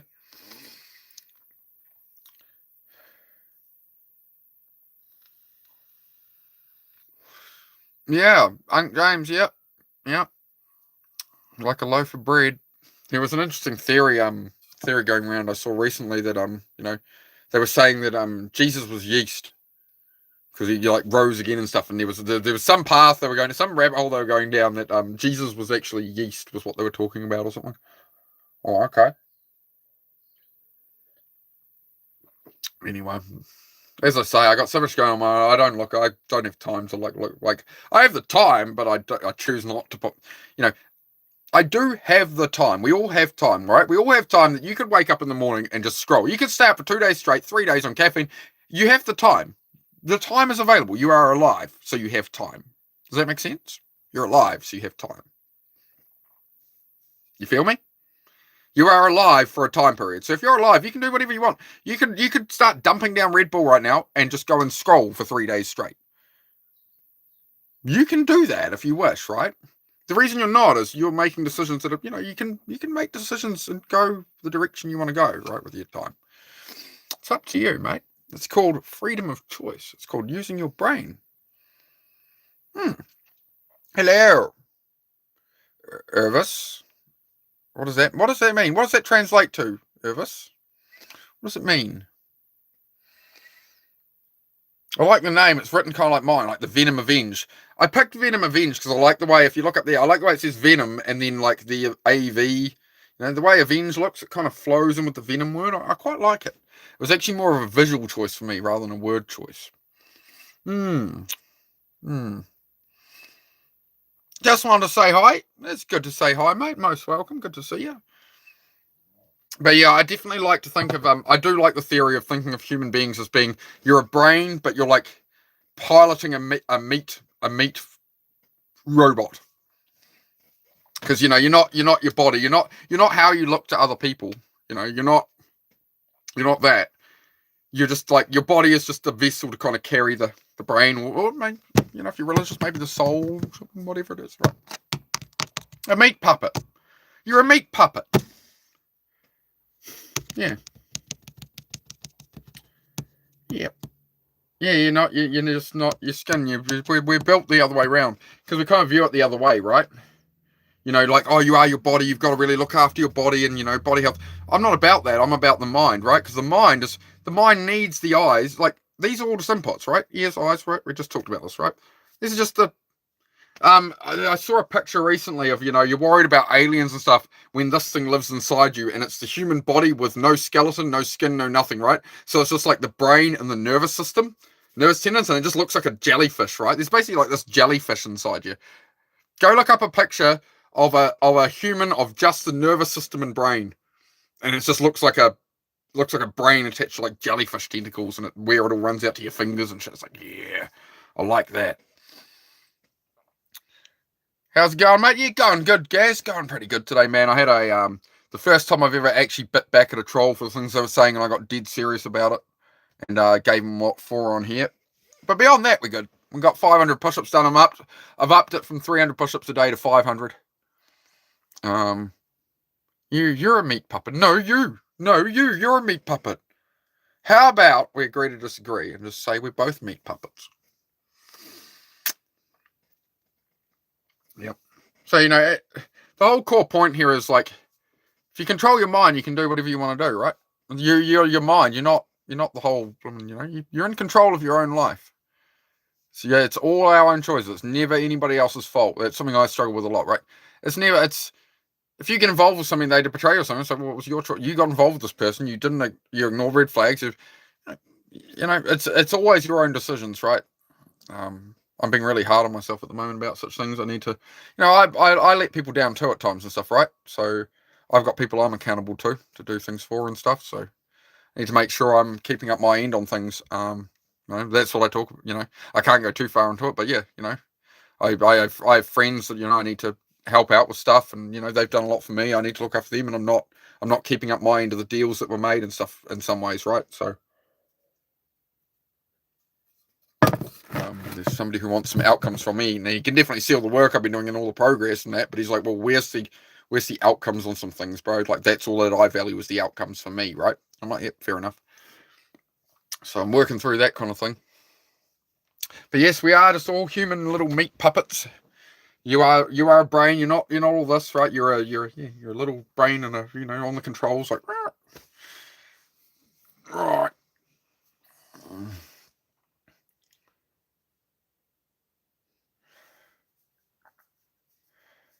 You can do scans where they read your thoughts or emotions from outside of your skin. If your mind is not localized to your body, well, obviously, obviously, all the signals we run on. It's like we run on signals and stuff, right? So you can detect those signals from the brain and stuff, right? Of course. You've got what was it? What was I going to say there? What was I going to say? Oh, tell me, I've lost it now. I've lost it, mate.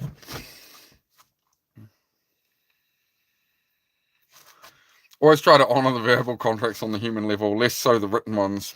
Yeah, Gaz. Yep. Yep. Yep. Yep. Yep. No, it's yeah, it's a complicated situation, that one, but it's just need to get some cars finished and sold, and then everything is wonderful. That's my primary thing, and yeah, I just need to, as much as I put a little bit here or there into the cabin and stuff, I do the streaming.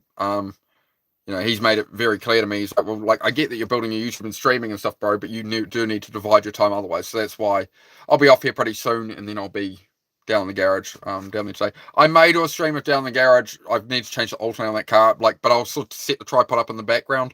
Honestly, whenever I work on cars and bikes on live, I get the most views, but I don't get any subs. So I'll get these chat ones. I'll get like 500-600 views usually, right?